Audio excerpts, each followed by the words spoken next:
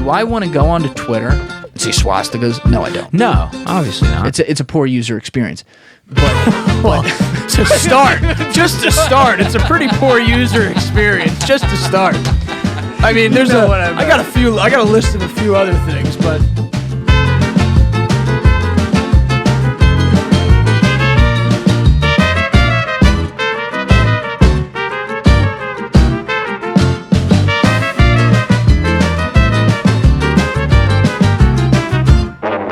Joey Deef! We're in there, baby. Merry Christmas, my man. Merry Christmas. We're putting Christ back in Christmas, Julian. I already took him out on the mug today. All right, there you go. Merry Christ Chrysler. already lost one. It's all right. How you been, bro? I'm good, dude. I'm good. Glad to be back for the holiday app. You were gone though for how long were you over there? A month? Oh yeah. Oh, overseas a month. Yeah, I meant at TRENDIFIER, but glad to be back in America too. I mean, shit. Yeah, I was in the UK for a month. What were you doing over there? We talked about it last time. We're doing a little performing of sorts. We brought me and my buddy Matty Ferrara. We brought our comedy play. Hey, That's My Wife over there. Did the Edinburgh Fringe Festival. Great That's time. The biggest one in the world, you were saying? Yes, third biggest ticketed event after the World Cup and the Olympics. It was great. 3,000 shows a day. The city of Edinburgh's population almost doubles in size, I think, or like it at least doubles, almost triples in size. Wow. It was a fucking great time, man. Great time. And how many days? Almost lost that. How many days did you actually perform it? So we got there August 1st. We had 2 days of rehearsal, and then on the 4th, we got there the first 3 days. On the 4th, we performed until the 28th. 24 shows plus 3 rehearsals. Holy shit, that's a lot. And then stand-up at night. We would do that show, the play, once a day, and then we started getting booked on stand-up spots because we met like Austin, LA comics just from all over. So where do you even get the time to do that, though? What do you mean? Because you're doing a play every day, so then you're just doing stand-up at night? Like, did you have a routine ready to go? I'll give you the play-by-play. So, we'd go out drinking till like 5 a.m. every night. So the day started late. The day started at like 1 or 2 p.m. Go into town, go into Edinburgh. We stayed right outside the city. Go have a few cigarettes and a coffee, get the day started strong. And then 4 p.m., head over to the pub, have a couple of drinks. And then 5 o'clock, 5:30 was our show. Do the show, have a little dinner, and then you go do some stand-up, and then we go out and get hammered again. It was just that. That sounds like a fucking day. It was a great time. It was 24 days in a row. Oh, yeah. At the end, I was in bad shape. Cheers, sir. Cheers, brother. What'd you bring us, by the way? This is 4 Roses. 4 Roses. Mm-hmm. This is a doer's household, but I like this. All right, let me see that rag, too. Yeah, take that rag. Gotta mop that up a little bit. Yeah, I had a buddy of mine reach out to me on Instagram because I was over in Seaside before I came here. Sorry to hear that. Yeah, in the off season especially. Oh God, but my buddy responded to my story and it made me think of him. And he's a big 4 Roses guy, so I was like, you know what? Let me get this bottle in his honor. You're such a vibe guy. Dude, we're all about vibes. You're catching the vibe all the time. That's how you make every decision, isn't it? I think so. Yeah. You gotta. Yeah. I mean, the gut feeling is a pretty reliable one, right? That's true. I think so. So many people. That's like some of the only advice I'll happily give when people are talking about like trying to decide on shit. I'm like, listen, just what your gut's telling you. You know what that is. It's cliche for a reason. Yeah. Because it's fucking true. Yeah. Yeah. How many times did you not follow your gut feeling and then everything got fucked up and you were just sitting there like so annoyed, like wishing you could just rewind? Yeah. Then you get over it. You know? Get confused by it too sometimes because you're like, is my gut telling me that or am I telling my gut not to tell me that? And that's just the human psyche. Sir. Yeah.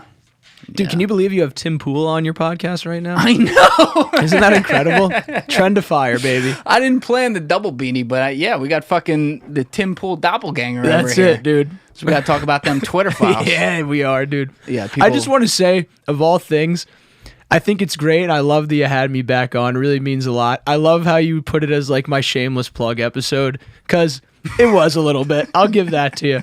But it's funny because I was like watching a bunch of clips the other day, and I'm like, dude, it's so funny how like I'll be on your page and it'll be you like, watch this CIA agent talk about the time he killed Osama bin Laden with his own flaccid penis. And then it's like some crazy story how this guy does all this sick shit. And then like you're going to get to like my clip and it's just like, watch this semi-autistic kid talk about the New York City subway system. And then it's just me in a frenzy like A-Train, C-Train, E-Train, NQRW. So I appreciate you having me. That clip did 7 figures. I'm pretty sure. I have to go look. That was a good clip. Pretty well. That was Joey Politics, baby. It was Joey Politics. Joey all Politics, day. dude. It was so perfectly flowed too. It was one of the easiest edits I've ever had because you just kind of turn right to the screen and you're like, so in Bushwick, Brooklyn, and got right in, and the land was like 24 seconds in. I'm like, oh, that's so easy. Well, dude, me and all my friends just like for some reason the fact that you like put it with like the other guys that just kept hitting so hard. Like me and my friends just kept watching it. I'm like, I love the other guys like clips being put in.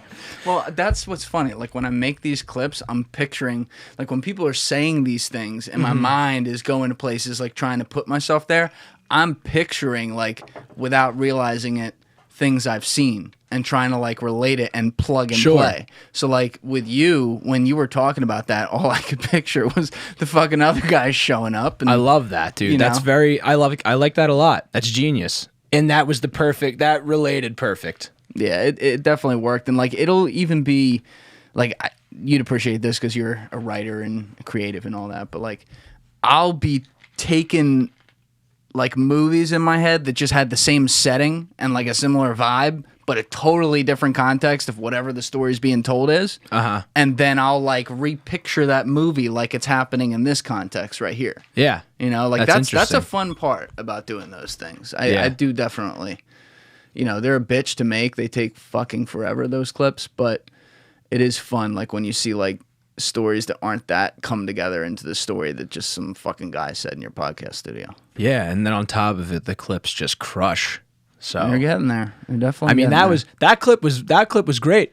Joey Politics, but it also unified a nice bipartisan crowd. I had people I knew that I was expecting to get annoyed with that be like hilarious, and I'm like, hey, I'm just here to unite the people with Julian, one episode at a time.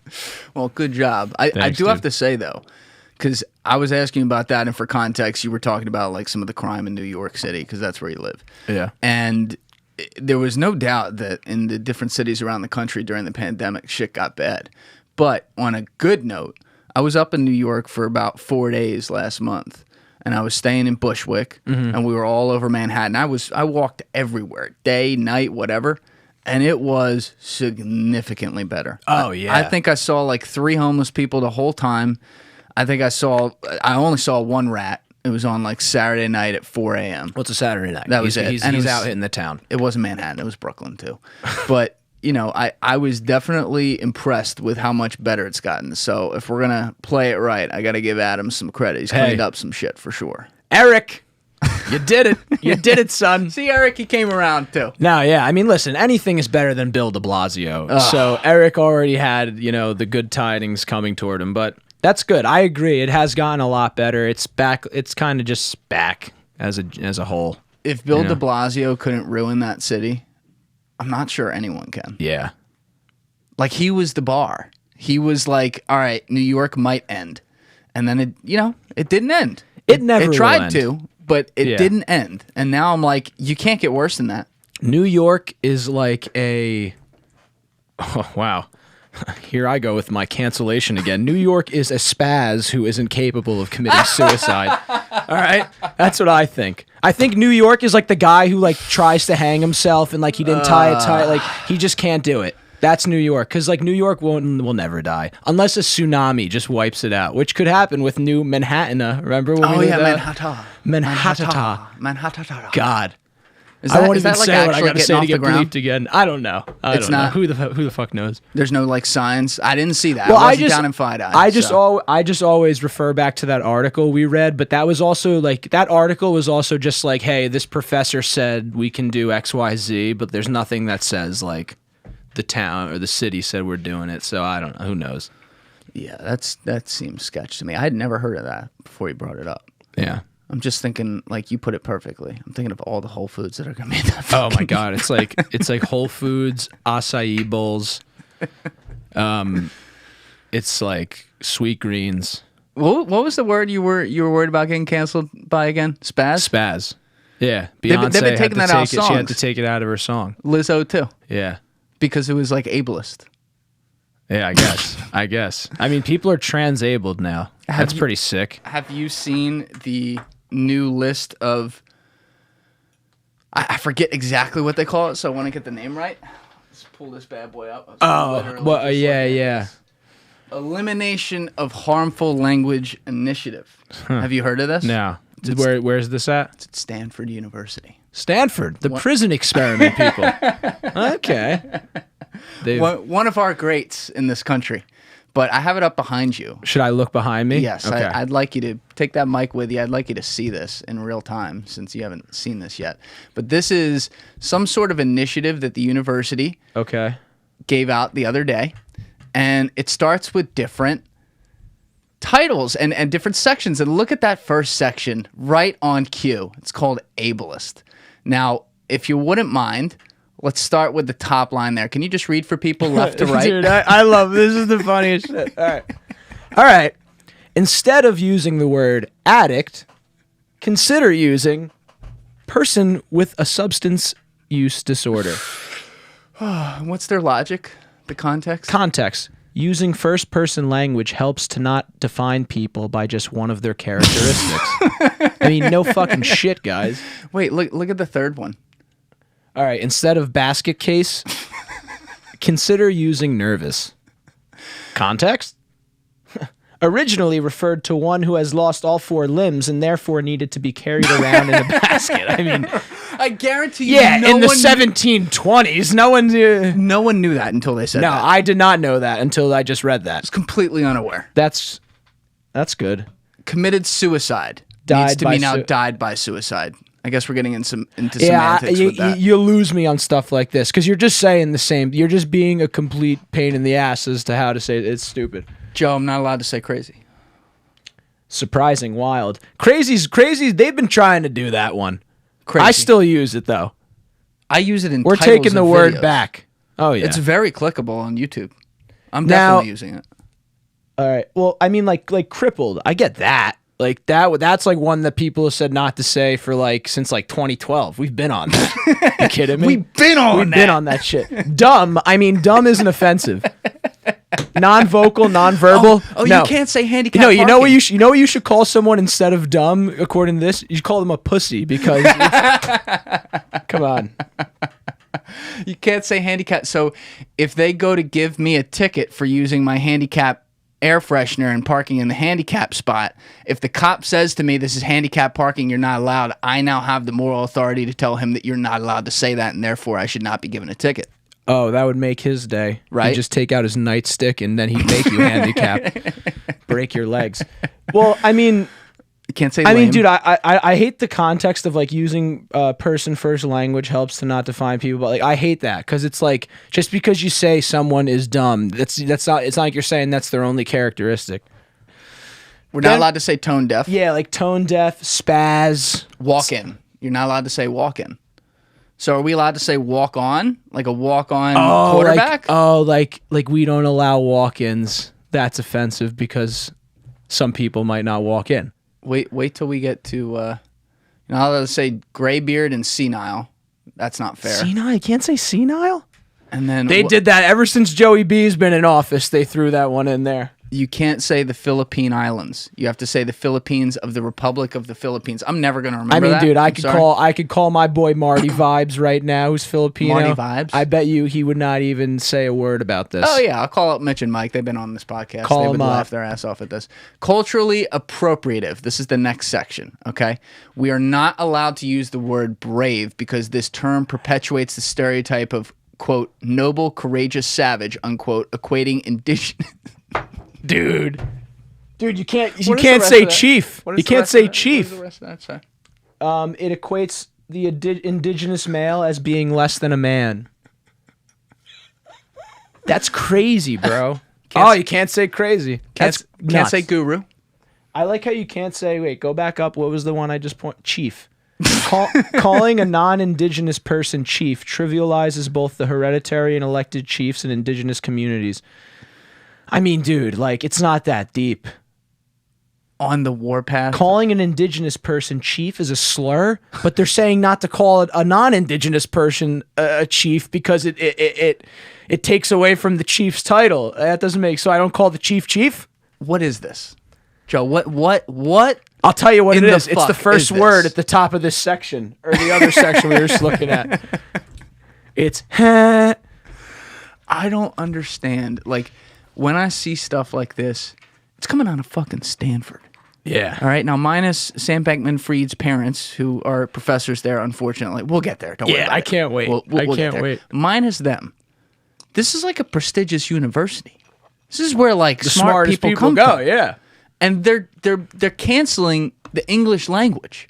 And my big problem with this, in all seriousness, and my big problem with like the crazy woke stuff, is that it implies, it requires you to infer and believe intention, and you can never believe good intention. It's only bad. Yeah, exactly.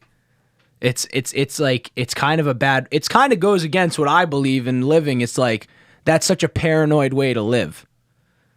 Like, I for one am a person who's like, I trust people until they prove otherwise. Something like this is, it's like, no, be distrustful towards everyone, or don't trust anyone because they're trying to hurt you. It's a ballsy thing to say right there. I don't like it.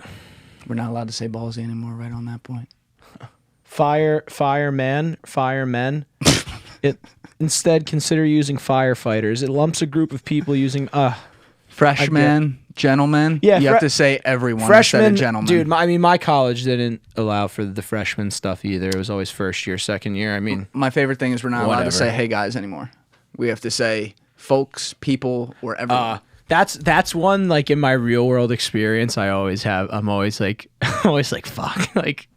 What, saying "hey guys"? Yeah, like I'll just be in Bushwick at a coffee house, and I go up to the counter, and it's two I just kind of put myself in a, this is going to be hard. How do I describe the people at the counter? I don't know. Boxed yourself in. I was going to say two Very kind. blue-haired people. I don't, and then I'll be like, oh, thanks a lot, guys. And then I'm like, oh, like, oh, I'm sorry. The coffee's great. That's a sick thing that you got to think that. But dude, you're not allowed to say ladies. You're not allowed to say mailman. You're not allowed to say, wait, does that say you're not allowed to say he? You're not allowed to say he, person's name or they, unless you know it's the saying, unless God. you know their pronoun Unless is you he. know. Joe, I don't know if you're a dude, man. Oh, I just fucked that up because I called you dude and man in the same sentence. I'm not a man. Tim Pool ain't no man. Oh my God. Manpower, she male, tranny, I mean, transgendered, you guys. well, I mean, hold on. I mean, some of those, people don't say tranny anymore. That makes sense. That's fine. That's but fine. it's like, this one's weird. You can't say transgendered, but you can say transgender. So they're saying no ED on the end of that word. I don't get that. So you could do one of these. You're a transgender person. You could kind of like swallow the D. I don't know, still stuff say like it. that. I feel like it's just like when my mom will say a word wrong every now and like I feel like she'd just be like, oh, like they're transgendered, and it's like, oh, they're transgender, and it's like, Mom, you can't say transgendered. Kidding me? It's just Trying to lose your job? I mean, we are laughing because this shit is funny, and they did include on here, by the way. Can't use abort. Did you see that? Yeah, you can't use Cancel it. and end instead. You can't use abort. You can't use child prostitute. You have to say child who has been trafficked. So you can't call a crime, which that would be a crime. You're talking about a trafficked minor right there. They want you to actually have to say, how many syllables is this? 1, 2, 3, 4, Instead of 5, 6, 7. That one is 4. They want you to go from 4 to 7 or 4 to 6. It just complicates things. It's just like, instead of saying a single word, it's like, say this statement instead. I like how American. Oh yeah. They caught a lot of shit for that. There was American. a statement on that. I was just looking at that. You can say U.S. citizen but not American. See, Well, what about the TV show The Americans? I mean, that show's It's title. canceled, Joe. They should take it off AMC Plus. Yeah, no, it is. Or, They're not allowed to do USA it or whatever. anymore. It's wrong. It's completely wrong. Wow. They did release a statement the chief information officer of the school, released a statement saying, Wonder how much that guy gets paid to do this shit. Sorry to interrupt, but we have particularly heard concerns about the guide's treatment of the term American. We understand and appreciate those concerns. See, whenever someone writes a sentence like that, can I just talk to all my PR people out here? If you are in the PR business and you write out a sentence that says something like, we understand and appreciate those concerns, take a lap and quit your job. That no person in any right mind who's not standing in front of some dude in a black robe in a courtroom would ever fucking say that, nor does a person who's ever said that at any point in time actually understand and appreciate those concerns. Really, they're just trying to get the fuck out from under this. Yeah, I say that all the time, and I don't care about the concerns, so I totally...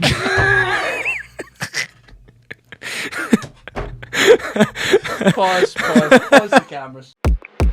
All right, we're back. Sorry about that, man. No worries. It's just fucking crying at the next... We're just having fun. The next one you look at is even funnier. But yeah, I think we finished up this statement as far as like... they're backtracking. The one thing we didn't say that we should say is, to be very clear, not only is the use of the term American not banned at Stanford, it is absolutely welcomed. I'm gonna check that on him.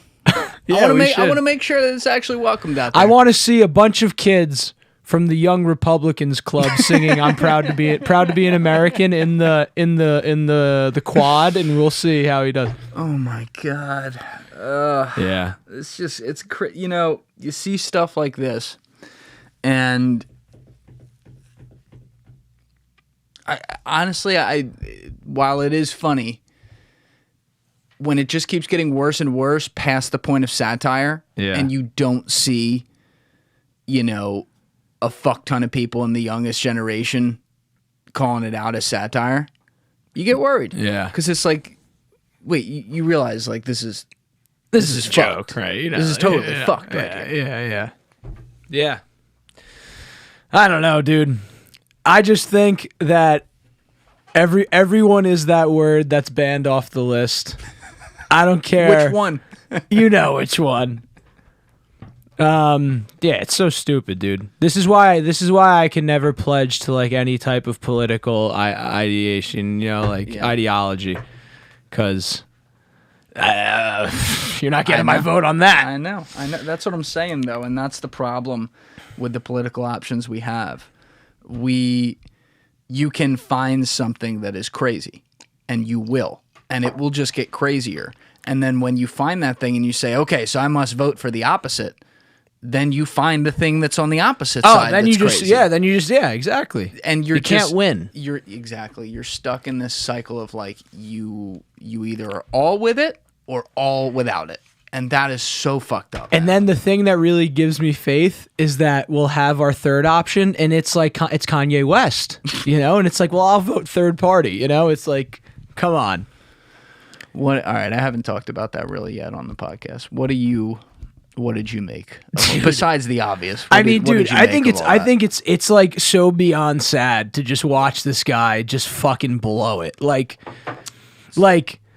when it all first began, like the first time any of it went down with like him and like the anti-Semitism, whatever, I was like, all right.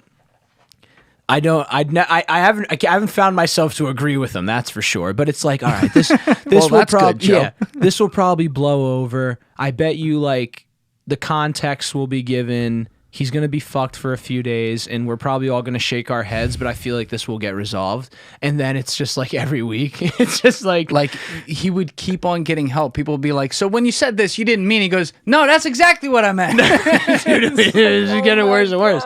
And now it's at a point, dude, where I feel like it's sad. It's just like, dude, first of all, you're a dumbass. Like some of the shit he's saying, it's just like, dude, in what universe did you even think that this would even be taken in like the slightest bit of just like discretion given? You know what I'm saying? It's like complete moron. He's just tarnishing his legacy day by day. It's gone. His legacy's gone. It's gone, dude. It's gone.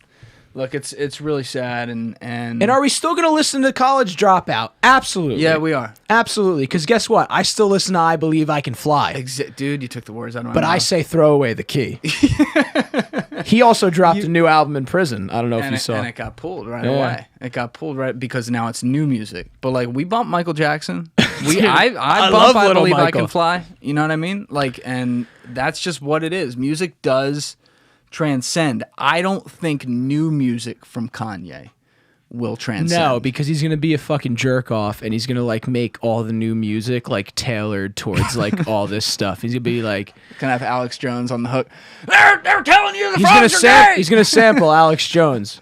You know, you want a person to point the fingers at? You need a bad guy, bad guy, bad guy, bad guy. I said I don't like Jews, but I'm back. Like it's like Kanye. Give it a rest, bud. I'll tell you this though, the thing that had me fucked up with the new R. Kelly thing. That was good, Joe. The thing that had me fucked up with the new R. Kelly stuff is I went on YouTube to listen, and because I like it's just like out of curiosity. Where did he record this? I don't know. In the fucking cell block? Well, dude, it's like when they like release new like Thug stuff. I'm like, all right, he either recorded this obviously before he got put away, or they're doing like the classic throwback of like playing the beat over the phone and he's just like rapping on the phone, and then they're just paying some audio engineer like godly amounts of money to be like make it sound like this was in the studio. But the thing with R. Kelly what was crazy, dude, is I went online to listen to it. I didn't listen to that song, I admit it, like the 19-minute song where apparently I heard like the one part and he's like, I admit it, I was with some ladies under age of age, but that don't make me a pedophile. Like some shit like that. And I was like, damn, Wait, damn, he son, really that sang shit that? really hard. No, he did say that. I listened to like some of the song. Oh my God. But I was listening to other songs on the album, and then I was going through the comments. Dude, and How it's- bad? Dude, it's 1 to 10. dude, it's so good. People are just like, hey, say what you want to say, man, but this motherfucker the king of R&B for a reason. Because, yo, some of those songs were bangers, dude. I'm telling you. Oh my God. I'm not gonna die on that hill just so everyone knows. Like I'll gladly I'll go back on all. I'll backpedal on all this if I need to in a year from now. But I'm just saying, in this moment, I was like, damn, he really is good at what he does. Look, he's a great singer, and that's the thing. Like, music does transcend. I was having this conversation with my friend Alessi, who runs the fan page for the show. He does that whole thing all by himself. Does a great job. So yeah, he crushes it, dude. So shout out Alessi. Hell But yeah. he was like, you know, I feel like people aren't they're gonna care about him being like this and not like him, but if he drops a banger, like people are gonna bump it. And I'm like, I don't think so, man. Because it has to do with, was the music already out? Was it already a part of your culture? Right. If you're bumping the new Kanye now, you're everything a starts clown. with kids. Right. The kid, yeah. Will there be some like, I don't know why I can't talk. Will there be like some rebel kids and shit like that who want to just like whatever the fuck it is they say to like don't conform, something like that. Right. That then start playing this and trying to like make something out of it, sure, but like most normal kids won't do that. So his whatever new shit he does, I mean, look, never put it past Kanye to find his way out of some sort of PR nightmare. Sure. I just think this is different. Well, this isn't a PR nightmare. That's the thing. Yeah, like it's a PR nightmare is him saying like Taylor Swift, you could suck my dick on stage, like at MTV award, whatever. But like this is I not. don't think he said that, but okay. No, he didn't say that. Don't get me for libel. But but like this isn't a PR nightmare. Like this is bad. It's Dude, really bad. One of the things, and we could The talk. InfoWars clips before you even go dude. forward. Him on InfoWars, I'm like, dude. Come on. My mind on that one, and this was the only one where it went to this, and I don't think it's true, but my mind at least went there. I'm like, did someone drug him? Like that was so bad. That one, like they were all bad. To be clear, I mean, I watched the Drink Champs one in its entirety. I didn't watch it in entirety, but that was awful. bad. That was bad. This, when I can't even say some of the things that he said when he started saying this shit on Alex Jones. I mean, I wanted to cry. I'm like, you know, this is someone I have been Couldn't agree more. an enormous fan of for 2 decades. And people have heard me in the past, especially early listeners. I talk about this guy. I had such admiration for him, and I will say this as a side point right now. When it comes to the combination of audio and visual design in one, considering the fact that outside of like Beethoven and Mozart, who we can't hear, you didn't really have audio until the 20th century anyway, Sure, so yeah. there is a lack of human history there. But if you are combining those two things, there's a great argument to say this man is the most talented one to ever live as a combination of physical and audio design. Absolutely. And, the shit he did never bothered me, man. And I'll tell you why. And I can say this now because he said it the other day, or I don't know. There was a clip going around. It might have been from the other day. It could have been from a while ago, but it definitely was from the last 2 months, where he said he was on one of his like spiels with the mask on, and he said, and I might be a little bit autistic. Oh, yeah, I saw that. And if you watch how he said it, like he was like afraid to say it, but then said it for like the effect to try to like downplay it. And one of the things I've said privately to people for years, I have been saying this for well over a decade to anyone who I talk to about Kanye. Remember when he came out in like 2017 and said he was bipolar? Yes. 2018? Yeah. So he didn't even do that for a long time. But Right. when he came out and said that, people were like, oh, that's what's wrong with him. And I'm like, I mean, I knew he was bipolar. That was pretty fucking obvious. But I'm like, how many bipolar people do you know? Right. I know several. Yeah. They're not like that. And so when the media would just run with this, like, oh, well, he's bipolar, to explain it, I'm like, how are you guys missing this?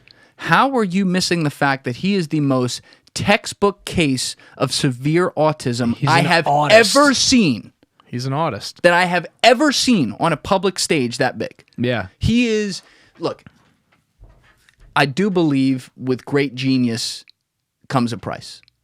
And people pay it in different ways. Absolutely. And man. and it's a sick thing of the universe. And I always thought his price was, because obviously, like, if Kanye had picked up a fucking calculus textbook when he was 3 and not a record, yeah, he probably he would have been fucking- Einstein. Yeah. Like, that's the type yeah. of brain you are dealing with. Yeah, for sure. Like, people don't give him credit for that, and now they won't, and I don't blame him for not doing it, obviously. But, like, that's the type of brain you're dealing with. And the cost for him, to me, always was that he literally had severe autism. He has no emotional awareness. And he even said... no social awareness, too, with that. None of that. None of it. No natural empathy. He has to feign empathy or get in touch with things. The ways... You know how he feels emotion? When he makes music. Yeah. When he goes to another planet. Yeah. Literally. Yeah. So, like, there were 2 things that stood out. Number one, someone made a comment on Twitter after his documentary came out earlier in 2022, where they said, if it's something along the lines of, if you watch that documentary where it showed the behind the scenes of his come up when his mom was alive and everything, and a lot of people know his mom died tragically in 2007. He's never... that profoundly affected him and everything. But people are watching it and they're going, when you watch this tweet, the person who tweeted this said, when you watch this documentary, it is so clear to see that Donda knew that something was different about her kid, and that she was there to hold him just so barely in place as he was. Yeah. And like I can't, they said it so perfectly. I'll find the tweet later. But the moment that like she was gone, there was no governor on there anymore and no one to help him, and all these mistakes happen. So Yeah. that's one thing. The second thing is that I never wanted to talk about that autistic thing because it's not my business to talk about people's health and stuff like that. And I actually, almost hypocritically to what I said a few minutes ago, in some ways I do credit the media for never speculating on that, because you would think they would. Yeah. Right? Yeah. And that's kind of a I'm sure cruel- there's stuff out there. There's got to be something. I'm sure there's the fucking indie music blogger who might have fucking Sure. talked about it and it got 100 views on his blog, but you don't see it on TMZ. nah, shit Vulture, like that. nothing, yeah. So, like, I could always, and I can't even remember the second, I had something important with the second thing there. I'll think of it later. But I could always kind of be like, oh, that's just Kanye. Yeah. when he did shit, and it never really bothered me. Like even Yeah. the Taylor Swift thing, which was awful. Yeah. I was like 14 years old when that happened, and that's when I knew. I'm like, Yeah. he's severely autistic. Yeah. It was so clear. And so he's not somebody that he has no understanding of the harm of his words. What I don't want to do in saying this though right now, and I appreciate you letting me explain this, because you can get canceled for saying one thing wrong here.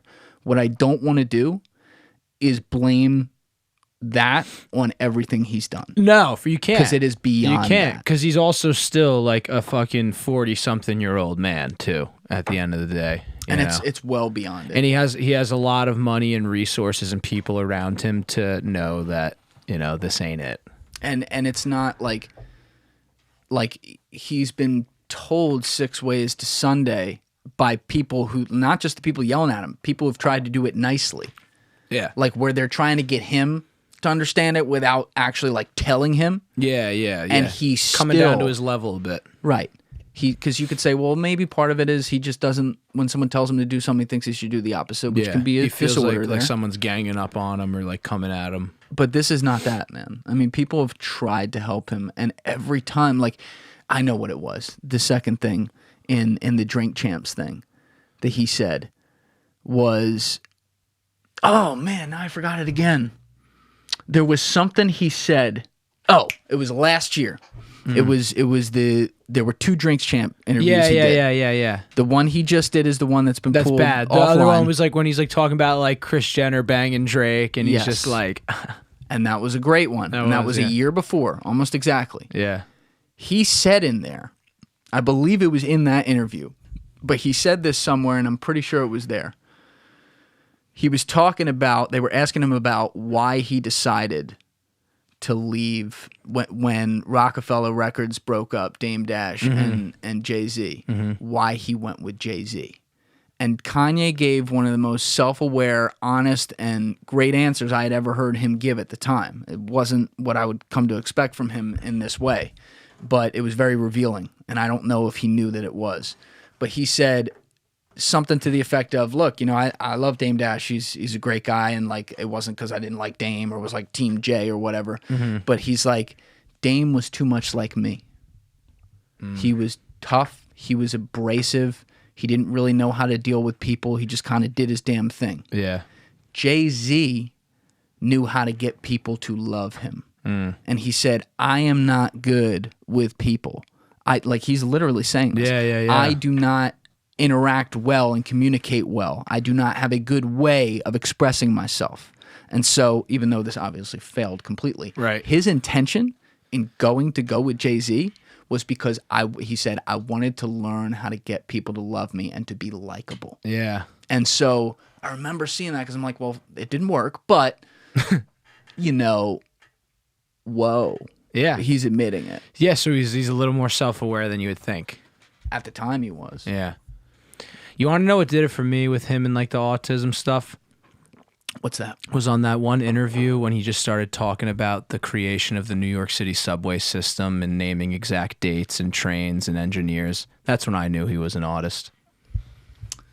Yeah, because dude, it is autism, talking about like different Oreo flavors in circulation and stuff like that. I'm like, yeah, autism is one of the most strange and tough things. I want to be careful. I said I don't want to be misheard, but you will find what I mean by that is brilliant on certain parts of the spectrum. Yeah, these are literally the smartest people who have ever lived. Oh, dude, without a doubt. And there's something about that. Like obviously, they wish they didn't have autism, and I don't blame them. Yeah, but there's something about that where you're like, this is just like it's bizarre, but you learn through. I'm not talking about Kanye right now. I'm talking about but these you're talking people, about like a savant. Like you look at like a kid who might people. know so much about sports or like they have their subject matter that they're just so dialed into. It's amazing. Like it's incredible. It's amazing. And it's like and being I on a don't limitless pill for like a single subject. I don't mean to be like not understanding or anything like that, or empathetic towards it, or trying to downplay it or whatever, because obviously like it's not something you want to have in any way. There are just certain people on a certain part of the spectrum where that is the collision course that happens. You know, like even Elon has Asperger's, which, as it's been explained to me, I'm not a doctor, so don't quote me on this, but like that's one of the most high functioning forms on the autism spectrum. Yeah.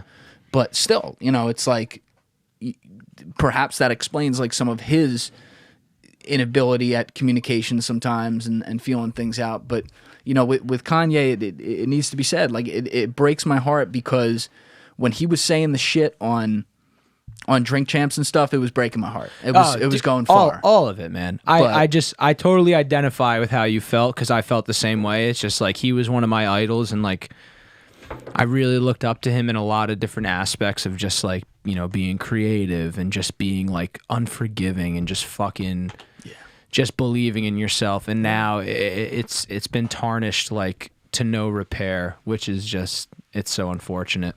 It's sad, man. He was the only person I can think of. If I thought for a long time, maybe I could find another example.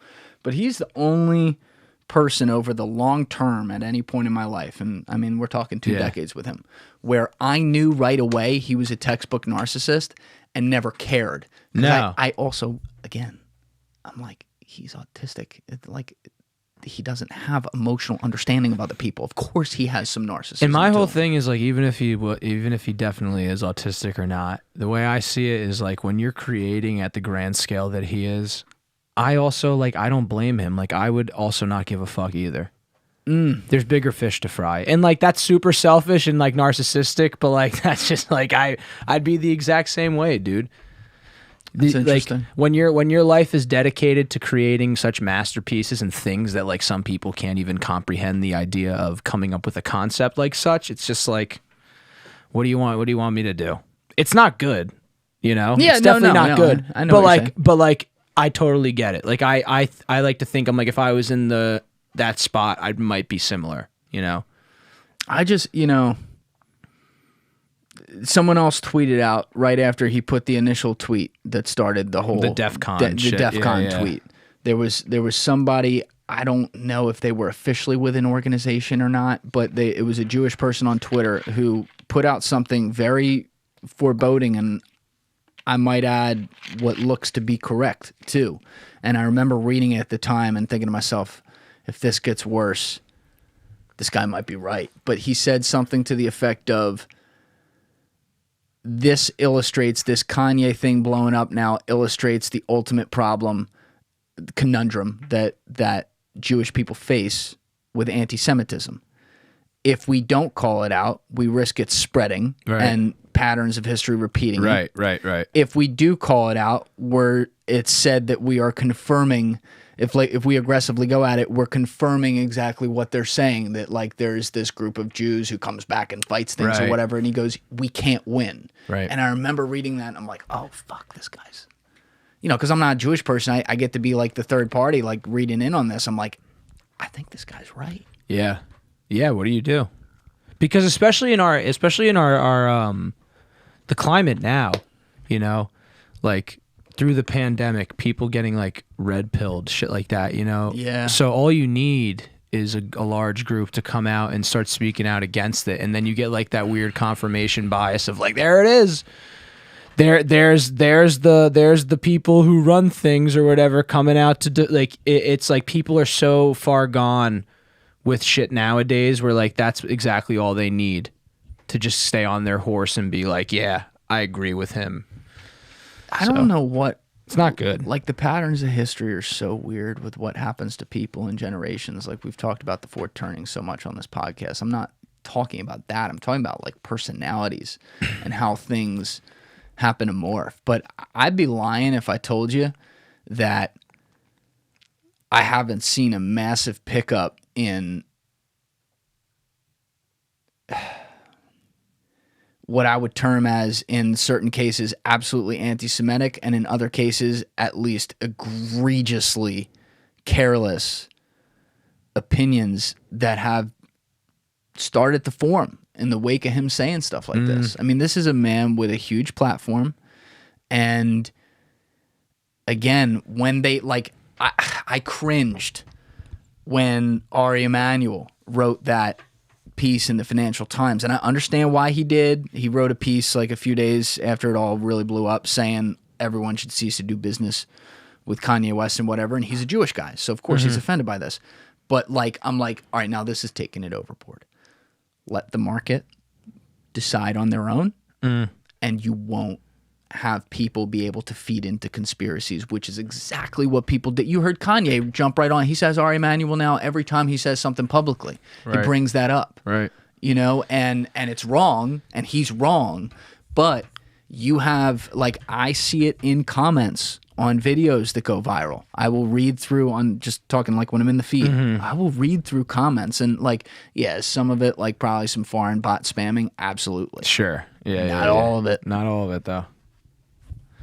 Yeah, man. It's not good, dude. Like, but it also bids such like a bigger question and like to such a bigger like philosophical conversation, and it just has to do with like such a big distrust in the public, and it's just, that's really what it is. I mean, you wanted to talk Twitter files, it's like writing on the wall. People just have no trust in anything, and they're just fucking putting themselves in aligning with the craziest shit that maybe, you know, in a different time and place, you would be in you'd have such better critical thinking skills to just be like, this is not real.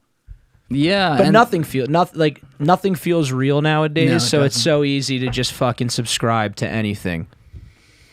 And people bad. start, you know, I wish people's Twitter feeds looked like mine did because of how I curate it. I use Twitter as a tool.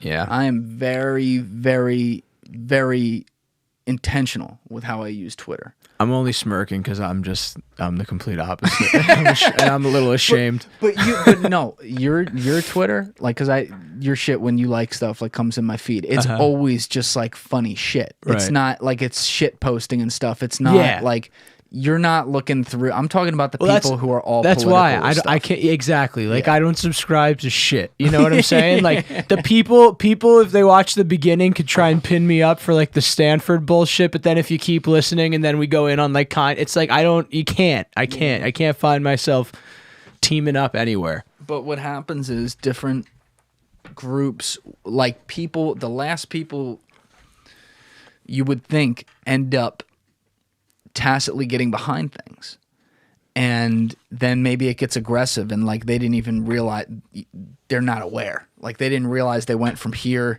to here very quickly. For sure. And I see it with, I don't know, the Kanye one has just worried me because that one I have seen move a lot, and then, you know, it didn't help when they tried to go at Kyrie the same way, who I don't think he did anything. I think Kyrie just like posted some movie that he watched 10 minutes of and was like, oh, cool.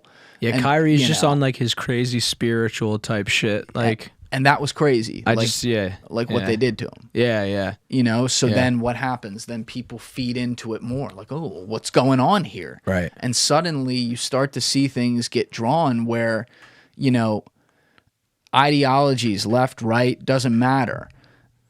Forget this issue.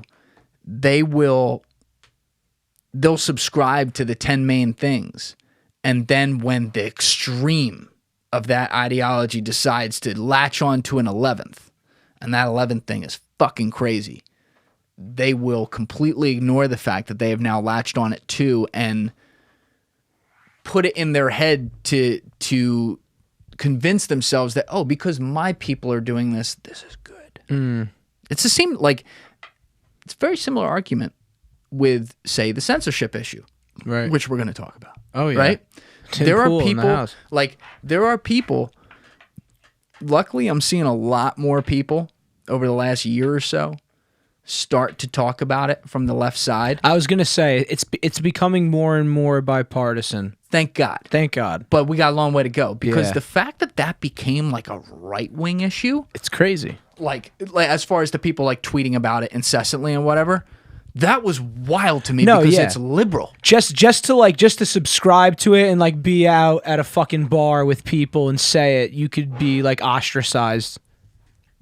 I mean, like, where's your MAGA hat because you believe in free speech? It's like, whoa, dude. Right. And you see, I think it was actually, who's the one guy who's usually like kind of they're all grandstanders in Congress, but he's usually like a pretty famous grandstander. What the fuck is it? Ted Lieu. So Ted Lieu, he's like a congressman from California or Hawaii or one of them, something out there on the west. He was tweeting, like he was sending out a bunch of tweets a couple weeks ago that were like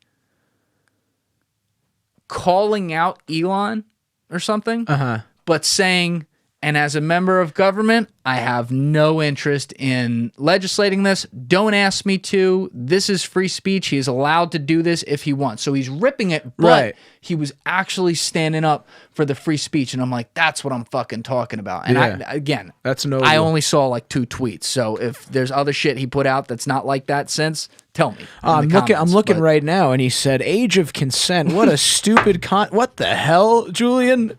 This guy ain't it. No, I'm not. To be clear, I'm not saying Ted Lieu is it. I'm usually cringing at the shit he says on Twitter. No, that's but why no, I was like, shocked. no, but like, yeah, you're sitting there and you're like, oh, hey, look at that. Exactly. What a noble way of governing. Cheers. Cheers to that, my friend. Let me refill you. Sorry. Just a tiny bit. Oh, that's right. But still, it's like, that something like that needs to reset. Something like, okay, we're not going to be anti-Semitic should never, and it hasn't, to be clear, but it should never even get whispered. Being anti-anything, like we say anti-Semitic right here, okay, that's one example. Being anti-anything on someone's identity should not be around, because then, by the way, like that drags into a whole bunch of other things, because if people start going out of their way to aggressively be against something, then those people will aggressively, it's opposite equal but opposite reaction, and you know what will end up happening? Shit that is totally out of control, that then gets beyond what the initial argument is. Which the initial argument is just, can you be free as a human being because you're a human being? Yeah. Yes? Okay, good. That's all it should be. Yeah. But we can't live in a world, apparently, where people can just do that. Yeah. Shit, man. That's why we drink it 4 roses, dude. Man. But yo, you want to talk about this Twitter files? Well, actually, before that, I don't know how much we've even talked about the Elon thing in here. We talked about it a little bit, like since he took over. But what do you? Yeah, well, because he was like just starting the deal when I last came on. Right, dude, it's crazy. What Time's do you think flying. so far? I don't know, dude. I mean, you and I, we talked a little bit off mic earlier. It's I don't know. It's kind of like it's a little bit annoying lately, and like we were saying, it's kind of like I feel like that's perfect right there, my friend. I just kind of feel like everything he's doing right now is just feeding into all of the anti-Elon rhetoric, like he's just kind of being like an immature little troll. And I don't know, for the bigger picture, do I think this is good? Probably. But as of now, there's, first of all, as far as like actual Twitter goes, I haven't been on Twitter once since he's gotten it, and I've been like, it's so much better. Like, it feels the same. Like, today I got a notification if I want to sign up for Twitter Blue. That's the first thing that feels different since I've been on, honestly. Yeah, it doesn't feel a hell of a lot. It doesn't feel a hell of a lot because it looks different. the same. Oh, some accounts have the yellow check mark. Yeah. I mean, there's little things happening for sure, but I know what you mean. But you know what I'm saying? Like, I haven't been sitting there and been like, holy shit, finally. It's happened, Yeah. If anything, I'm just seeing like all the stupid drama around his whole thing, and I'm like, dude, stop acting like a little pompous like rich kid, Like you're just not helping your case. How is this successful? Like if I say, Joey Deef, wave your magic wand, and 2 years from now, Twitter's in a great spot. It's grown. Everybody, well, no one's ever all going to be happy, but people aren't pitchforks in the street, and overall online, there's a better ability to have free speech and also have the public square to call out shit you don't like. That's all it is, dude. All I want to see is I don't want to see anyone on the left and I don't want to see anyone on the right getting deplatformed because someone doesn't agree with what they got to say. I literally with both waves. It's like, just let it rock. Obviously, if you're on there inciting a riot or saying we should blow up blah blah blah, public place, it's like, well, obviously, but sharing ideas, sharing thoughts and opinions. Got to keep it cool for everyone. I agree. Let Stanford throw up their shit about all this. Right.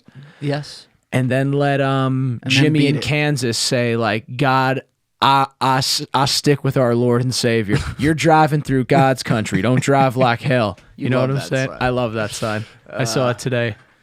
Classic. But yeah, I mean, I think... But don't you also think that, like, the majority of just, like, what a term to use, regular people, like, just, like, the majority of just, like, everyday people don't, like... Is that banned? What? Are we allowed to say regular? I was going to almost say I was going to say normal at first. Check the documents. Hold on. I got the documents, Joe. Don't speak again. We need to check the documents. We need first. confirmation. Let's type in regular. You're not allowed to say normal person. All right. But you can say regular person. Yeah. Like it doesn't say you can say regular person, but it uses regular in the context. Okay. Description. Yeah, but like the point I'm making is that like don't you think an everyday regular person feels the same way we do about that? The majority. Obviously, if you go to my old college's campus and like talk to some students, they might say that we should ban everyone who doesn't have a shade of blue dyed into their hair. But like right. Just like a regular guy off the street, I feel like they want that same thing. My issue is that I've seen, like, to me, I've said this before and I'll say it again, and it actually has more reason than ever to be said. I'm a fan of Elon. I like the guy. I'm entertained by him. I think he does amazing shit, but I'm not a fanboy. Yeah, you're not going to disregard shit because I agree. You shouldn't. I won't hesitate to say two things. Number one, I thought him purchasing this, the opportunity that was then presented, given where we are, is could end up being one of the more important things that's happened in this century. Sure. And number two, I think since he took over on October 28th, he has been an unmitigated disaster. Like a complete clusterfuck. I think that if he means what he said, and that is, I view this as a question of free speech, and we stand at the precipice here of, some crazy shit, and that needs to take precedent. If you truly believe that, and that is your number one driver here,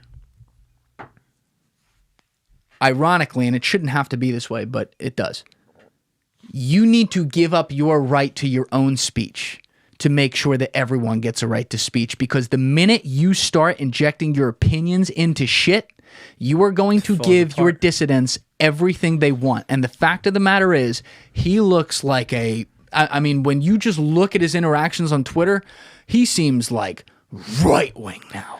But it begs the question, do people need to be governed? Because you're talking about Elon, you're talking about Kanye. These are powerful people who don't have to answer to someone. Do people need that, in Kanye's case, a Donda? Like, do people need that one factor to be like, hey, buddy? It's a crazy thing to consider. It's a big thing to consider, is a better way to put it. Yeah. What a question. Because Elon's doing Elon right now. He doesn't answer to anyone. Same with the Kanye stuff. And so it's kind of just like, all right, well, if you give any person this type of power, these types of resources, this types of knowledge, whatever, expertise, are they going to get up on there and do the same shit? But if you take the power from them, someone holds the power. Right, and then that person can become corrupt too. That is the shitty It's crazy, thing about bro. stuff. It's a circle. It's a big giant circle. We might as well all just go live in the forest. That's why when people talk about like the government and whatever and how fucked up it is, I'm like, yeah, of course it is, and I don't disagree. There's no right answer to this shit. I think it's the shit, but I'm like, do you want no government and the private sector running everything? Right. Oh, see how that turns out. Yeah. That'll be worse. Yeah. It will be You think your worse. healthcare is bad now? Now you don't have a vote. Now you don't have a vote in anything. You don't make enough money to vote. Only the people who make that, like, it's Right. it's a real thing. So with him, seeing him just go, fucking red-pilled fanboy, I mean, I find myself, I will read from some of the cringiest, and I mean the cringiest left-wing accounts. I will see them send tweets over this past month where I go, even if it's like a little over the top mean or like a little too much, I'm like, can't argue with that. They're right. Like, isn't that interesting? Like he started banning people, and then he went to ban Jack for Jack, the kid Jack Sweeney who runs the Elon Jet account, for running a page that relies on public information that is available on every other social platform because it has to do with him. But he tried using the doxing shit against them, yeah. And then he like he took it so far, and then when he started saying like, oh, you can't, when they tried for 6 hours, oh, we're not going to let you post backlinks to these specific platforms. What? Yeah. Are you out of your mind? And then he was banning people for talking about where the Jack Sweeney links were and everything for Elon Jet. It's like when what scared me, what really scared me, is when I went into the reply comments of posts surrounding these different events that involved banning people and getting rid of free speech.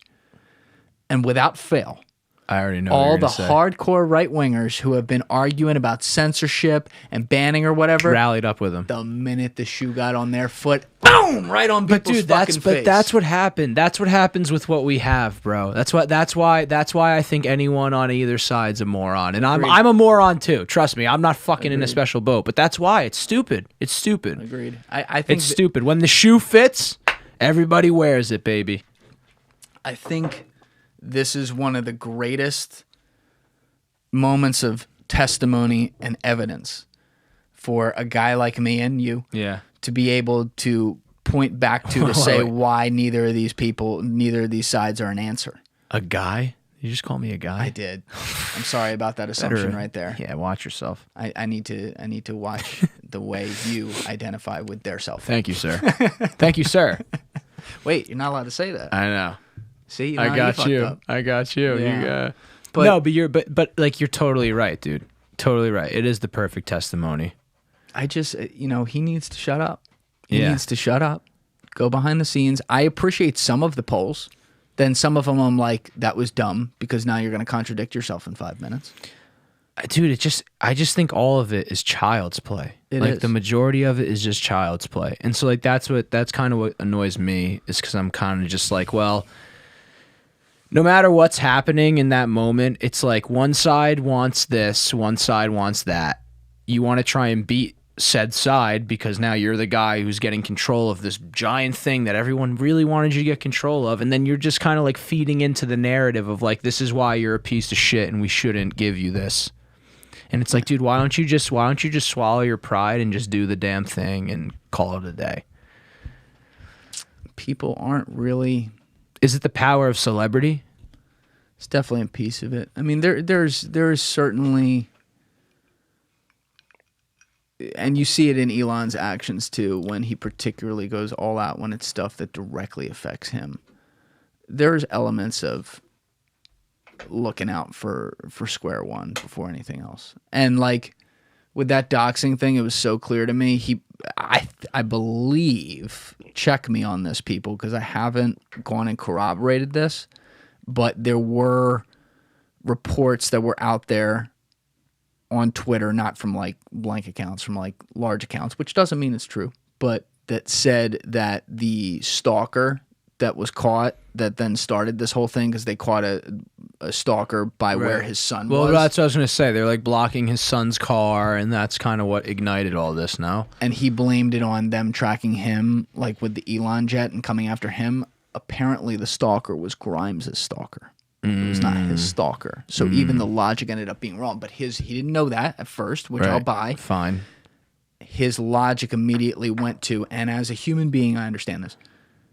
You fuck with my kids, you're done. But then he took it out on his platform that happens to represent free speech, like for the world, which you can't do. Yeah. You know, you have to have, there needs to be like a safety valve there that says, oop, emotionally injected situation with our CEO means where do you CEO's get not the allowed safety to draw the valve, line. dude? I don't know. That's what's crazy. Because unless a motherfucker is like Marcus Aurelius and he's just disciplined as fuck and is just made for the job, it's like no one's gonna fucking do it correctly. I wouldn't do it correctly. Yeah, I don't think none of us would. Dude, like, I don't want the job. I act out of emotion. I'm human, you know? It's like, I don't, these people asking for the job and shit, I'm like, get the fuck out of here. That's a publicity stunt. Like, that's why I shit post, dude. That's why I shit post. Dude, I mean, that's a much more safe way to go. Like, I agree, just have fun with everything. Yeah. I mean, fuck. Yeah. It's just, I don't know. Apparently, he's like going to step down as CEO because of that poll, but then he was insinuating that like they were trying to catch bots on it. Because then, like, that's the thing. Then Kim.com, who's like a hardcore, like, right libertarian kind of guy, I think, came out and was like, Elon, just to let you know, like almost like talking to him like a friend, like, hey, buddy, you're going to do this because I told you because you agree with me, right? He's like, the government has hundreds of thousands of bot accounts and they definitely botted that poll, which might, by the way, be completely true. Let's not discount that. Sure, yeah. But anything's possible. It was to give Elon an out for this poll where he said, I will abide by the results. Right. And he's like, well, that poll was our way of catching bots. Yeah. And it's like, you need to remember the average person, they do not like having their emotions swayed so much that makes them form an attitude, because then when they form an attitude, they want to hunker down in that. So if there were people that were optimistic about him doing this and then are getting so annoyed by all the shit happening and they're like, I'm done, you now just made it that much harder to ever convert them back to like, oh, I'm excited this is happening. Yeah. Because he's just, I mean, dude, I'm in a similar boat to that. I'm kind of just like this. I'm kind of just like, it's just kind of, I said it 1,000 times already, but it's getting annoying. Like, I'm just looking at it. I'm like, dude, can we stop doing this shit? yeah. So then when I'm at a fucking like place and I'm like, oh yeah, Elon, and it's like, oh, you're the bad guy. It's like, well, yeah, he's not helping us. Yeah. He's putting on a fucking show every day. And we talked about him like banning accounts and shit, but then there was also the tweet that he put out. I think, did it have to do with, it was after the Kanye stuff, talking about like hate speech. I think it had to do with Kanye in a way, but it wasn't directly like about him. Well, they banned Kanye, right? They banned him. They did. We can talk about that in a second. But and then they banned him, like apparently permanently. But he was like, it's freedom of speech, not freedom of reach. And so he's saying that while these Twitter files that we're going to talk about in a few minutes are coming out, where part of the big, like, oh my God, right, is that they stopped the reach on some of these accounts or whatever. And yet he just said in a tweet he's going to do that too. Yeah. And listen, do I want to go onto Twitter and see swastikas? No, I don't. No, obviously not. It's a poor user experience. But to start, it's a pretty poor user experience just to start. I mean, I got a list of a few other things, but just to start, poor user experience. You know what I meant by that. I know. That was just too good of an opportunity. I walked into that. You did. You're right. But like, of course I don't want to see that. Of course it's horrible, but it goes back to your initial point. Where do you draw the line? Sure. Right? Yeah, and so if you're going to do these Twitter files and call out all these people for shit they did in the past, when you then do the same things they were doing, how does that make you better? It doesn't. It doesn't. It actually shatters the entire glass ceiling that was this idea of that you were going to make things better. Yes. I don't, when I saw, because when he permanently banned Kanye, it was after, I mean, Kanye he sent out a lot of tweets. He was like trying to get banned. There were a lot of reasons you could have given, but the alleged reason that like put him over the top was Kanye made some logo of a Star of David with a swastika inside of it and said love speech or something like that. I didn't even know that. That's fucking... Yeah, I can't put that picture up for obvious reasons, nor am I going to. Dude, what the fuck? Dude? But he got banned because of that. And like, my instant reaction is like, good, he can't fucking be saying shit anymore. And then I said to myself, I'm like, but did he commit a crime? No. So do you have to, if you're going to do this, isn't that, you technically can't ban it? It sucks because you're trying to have that conversation and you're actually being honest, so it makes it really difficult. Because also part of you is like, well, someone could see something like that, get inspired, and go do something horrible. Right. But also, like, should we ban Catcher in the Rye then? Because that's why whatever his name is, killed fucking John Lennon, you know? It's fucking tough, dude. It might have been easier if he had just posted a regular swastika. Well, yeah, because then you're just like, dude, that's like full on like hate speech. Like that's hate speech. That's a crime. It's a crime. But is it an incitement? You might be able to argue that is my point. But like, because like on YouTube, I don't know how they do it, but YouTube automatically hides some comments. I select allow all comments on every post I've ever done. Yeah, every post I've ever done. Right, so. I always tell people, because people be like, oh, are my comments being deleted? I'm like, no. Like, when I will be able to reply to something and see it on my end when someone says certain words in there up to, like, including, like, dick or fuck or stuff like that. And then I will notice when I go to click back in, only my reply appears and their shit doesn't appear. So people will think it gets deleted. YouTube does that. If it were up to me, they wouldn't. There's one comment I've ever deleted, other than when I immediately responded and then fixed it with a new response, like in 1 second. There's only ever one comment of someone I've ever deleted, which is somebody was tweeting on some video, maybe this was like 9 months ago, 10 months ago, where they were putting swastikas. And I was just like, oh, hell no. No, we're not doing that. And I took that out and I blocked that user. But I didn't have any problem with that because I'm like, no, that's actually like, number one, that looks awful sitting on any page associated with me. And number two, like that's, I thought in my head, I'm like, that's an incitement, right? Yeah. But when you're talking about as dumb and probably completely purposely conflated as it was, when you're talking about reviewing the full intentionality and you're seeing some idiot, in this case Kanye, post love speech and put it like intertwined with something to try to say like, oh, maybe I don't he's trying to be that. like edgy. It's just like, it's like he's trying to be like some edgelord type shit, you know? He's like, look at how cool and creative this is. I'm being edgy and also like I'm fucking inciting love speech, not hate speech. But so point being, even if you and I both know kind of what he's doing, and the average person, we know what he's doing. Yeah.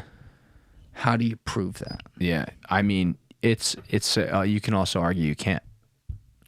You can't.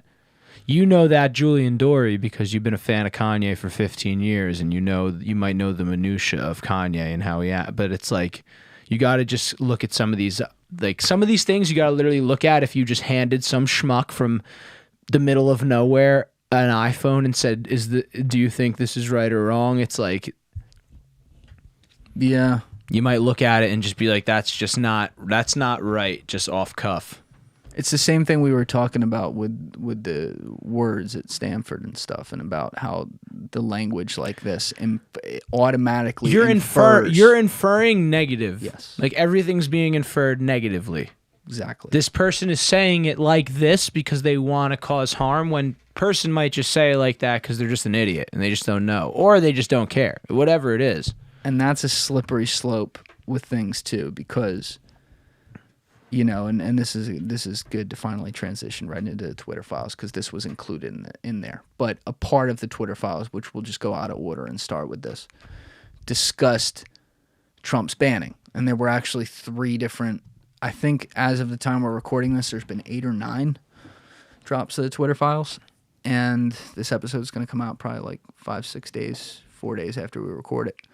But the middle 3, like maybe parts 3, 4, and 5, I hope I have that right, were about that period after January 6th, right when Twitter was moving towards figuring out how to ban Trump's account. Mm-hmm.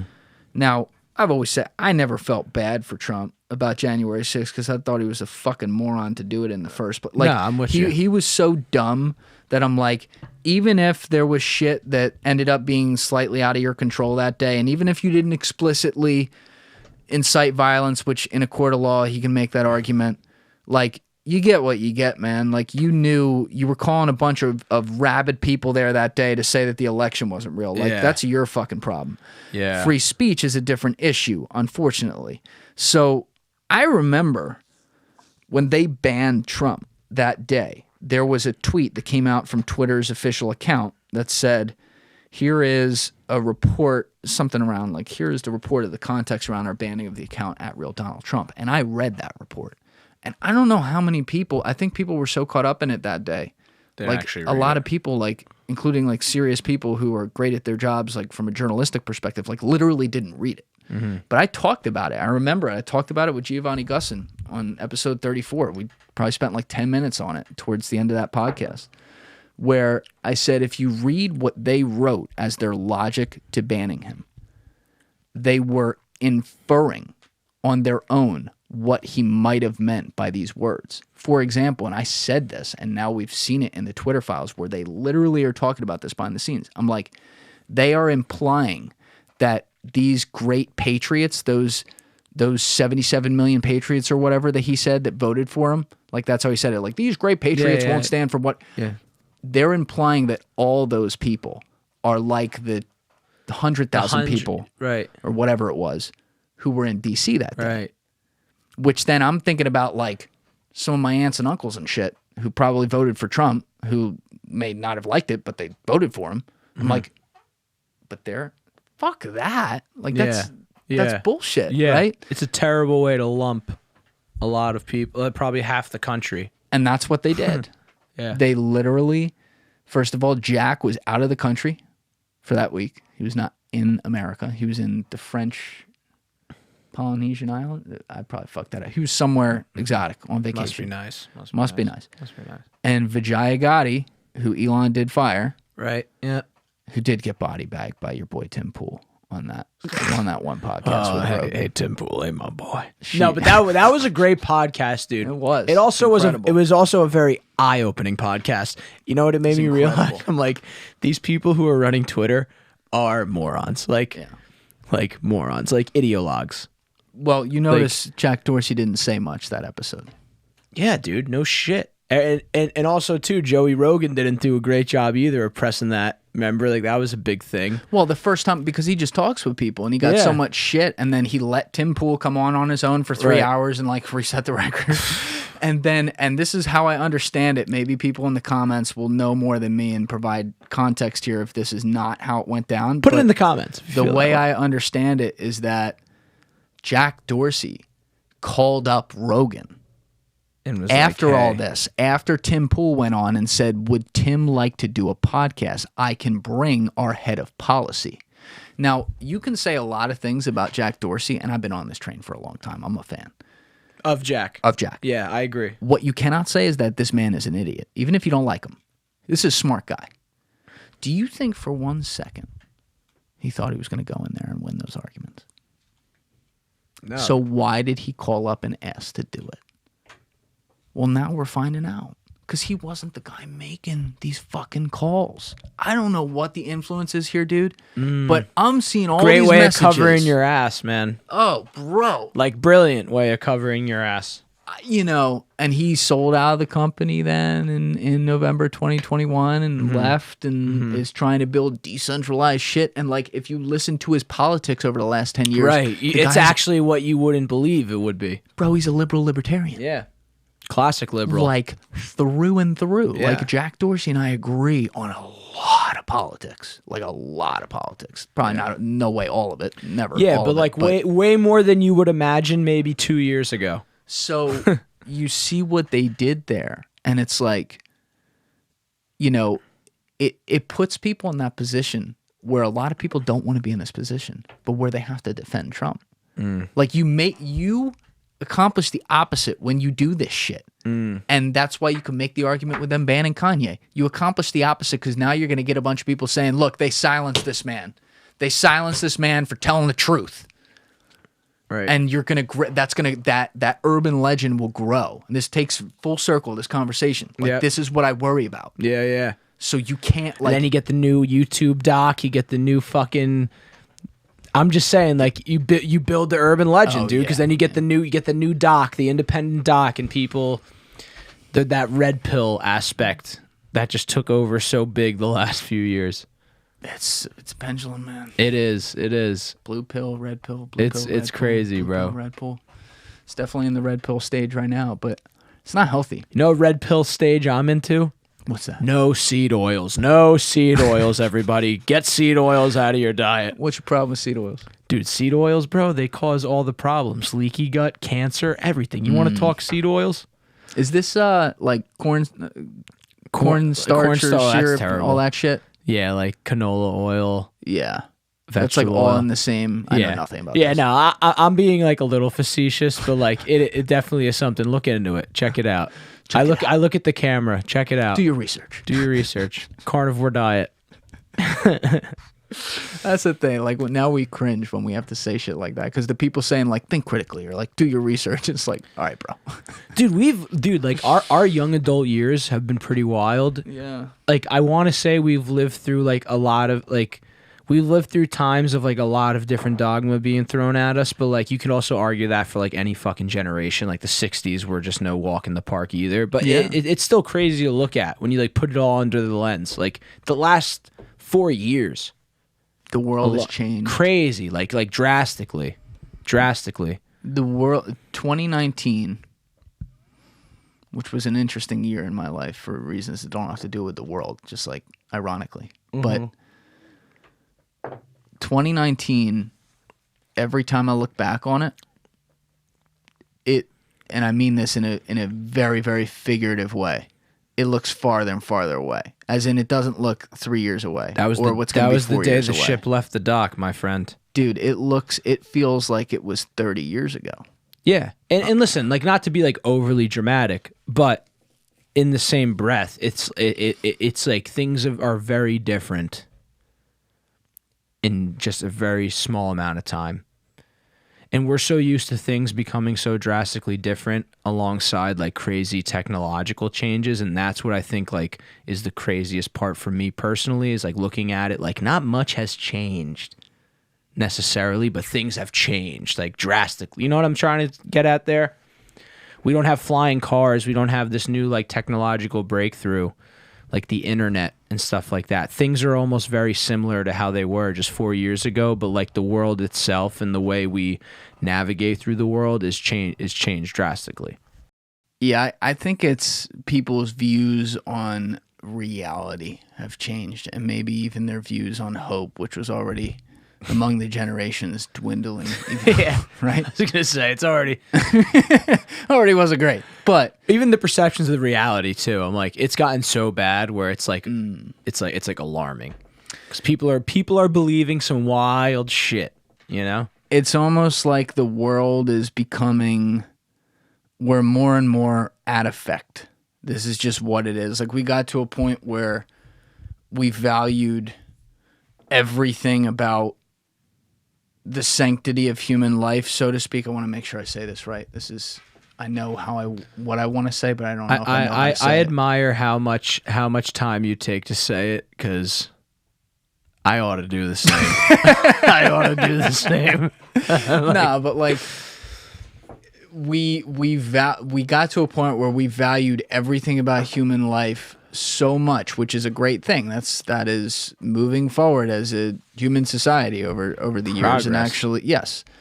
But we got to it where we valued it so much that now we've kind of like gone over the cliff, and in the same world where people were terrified of COVID for 2 years in some cases, and sometimes still are, you have a lot of people who are kind of at, like the pandemic put them over the top of being at a fuck it moment in life. Yeah. Just whatever, you know, like I'm not saying like, oh, people aren't afraid of death or shit like that. I'm not saying that. I'm just saying that there's more of a cynical attitude. Very much so. Very much so. That's perfect way of putting it. Cynicism itself has just become zoomed in upon. Yeah, I mean, I think a dose of cynicism is healthy in life. Sure. Like I joke like sometimes, oh, I'm a cynic about this or that, and Sure. I think that could be healthy. But when you then apply that to everything from the moment you wake up to the moment you go to bed at night, number one, it's exhausting. Number two, it's the definition of just pure negativity. Yeah, I mean, life gets pretty fucking bleak, dude. Yeah, yeah. That's why we talk about these funny things coming out of Stanford and whatever, and when there's something egregious like that, like, of course, we're going to talk about that and have a good time because it's funny. Sure. And we got to make sure like shit like that actually doesn't become a reality. But the people who live on either side of this cultural war every day, like, and which is what they call it. Dedicated. Yes, Yeah. It's what they call it. It's a culture war. We got to win. The other side's the enemy in every way. The globalist. I can't even fathom having to live my life like that. No, it's tragic. It's tragic. You know, you are a soldier in a war that you didn't sign up. Well, I take that back. You definitely did sign up for it, but you're kind of just unwillingly now fighting blindly. But what are you fighting? You're on a fucking keyboard. Yeah. With 10 followers. No, it's stupid. Talking to Tim Pool like you know him. Like, Right. You know what I mean? When you could be shit posting. When you could be shit posting. It's just, go outside, do something. I'm always amazed when I go to like the Wawa. I forget who I was talking about. Well, you'll see some characters there. Sure, but I'm saying like you will see the person with green hair hold the door for the dude wearing a non-veteran 70, Regiment 82. Yeah. You know what I mean? Like, and they say thank you. But that's why you can't get so caught up on the online shit, because it goes back to what I just said 10 minutes ago about like the regular person's opinions on X, Y, and Z. That's pretty, that like I would hope, and I hope to stand by it too, that like that's kind of how the world is. The majority, right? The majority of the world's like that, for sure. But I don't, number one, I don't think the majority is as cleanly, 99% by any stretch as it used to be. Yeah. And I do think that there's a huge problem with monetizing this stuff. These woke warriors, and then from the opposite end, like the Candace Owenses of the world. Yeah, the Shapiros and shit. Yeah. That I won't even I will give Ben some credit. I won't put him entirely in that category, though there are plenty of things I could put him in that category for. But as someone, like, he's a guy who is on the conservative end of the spectrum. He, to me, is when I'm looking at people who have enormous opinions, he, at least, I can occasionally see some stuff from like, okay, that I appreciate how you put that. A lot of these people, like, when I see something from Candace Owens, I know, like, if I'm not reading this with like a laugh on my face already, like, my blood's gonna boil. Right. Like there's something she's gonna say. When I read something from Charlotte Clymer on the left side, who goes to put some on Twitter, like, I know what I'm going to get. Right. I'm talking about those people right now, like the worst. The of the reactionaries, worst. bro. Yeah, and it's like they're making a lot of money doing it too. When I can write their tweets for them a week ahead of time. Yeah. We have reached a place where people need to step back and not just look at that as like, ooh, they're under some psychosis, which, I think there's elements of that in this cultural war, but also, ooh, they're in the monetization structure. Yeah, and it's they know this shit sells. Dog. It's performative. It would literally. It's performative. Yeah, it's performative. Yeah. Well, dude, did you see a few weeks? I shared it a few weeks ago. Did you see me infiltrate Tucker Carlson's web show? Did you not see it? I had it on my story. I would have thought you saw it. So Tucker Carlson has a web show. So he has a web show called The Daily Caller. It's like his web platform on YouTube. And they do Man on the Street, and the kid stopped me in New York with Matty Ferrara, and we just took him for a ride. He was talking about like bail reform. What'd you do? Oh, I mean, I just didn't take it serious. Like, I just kept talking about Piz, which is just there like a video of this? Yeah, it's on YouTube. Search Daily Caller. But it was funny, dude, because like I knew exactly where they were going as soon as they're like, oh, like, do you guys want to get interviewed? And the kid just starts talking about the guy in New York who like wielded a hatchet at McDonald's, which I'm sure you saw that video. It was pretty fucking crazy. Yes, I did. And I do appreciate his angle, because he's pretty much just saying like, hey, guy wielded a hatchet at McDonald's and got arrested and he's out on bail reform. What do you think about that? But I just can never give my fuel to that fire. You know what I'm saying? Right. So it was just in me naturally to just be like, I'm going to be a piece of shit for this interview. Where is The Daily Caller on YouTube. Can you like bring it up on this screen? Yeah. Let's bring it up over here. Yeah. I want to see this. It's The Daily Caller. The Daily Caller, and then... All right, so go to their channel. Yeah, go to their channel. How long ago was this? It was literally like a few weeks ago. Do you know what one it was? Are you gonna recognize it? Yeah, I'm definitely gonna recognize it. It was 1 month ago. Right, there it is. There it is. Go down. Which one? Right there. This one? NYC wants this man locked up. Do you know what timestamp Dude, you're at? Yeah, but hold on. Before you do it, you got to go to the comments and just show people being like, "What the hell is Piz?" Because I just kept talking about Piz. My one friend just says like, if he has to go to the bathroom, he's just like, "I got to go take a Piz," and so we just kept saying it that whole day, just out of just being morons. And I was like, let me just talk to this guy about Piz. All right, where's your timestamp here? It's definitely towards the end. We take up a lot of time after this couple. Yep. Oh, there is that it? There it is. Right, after this couple.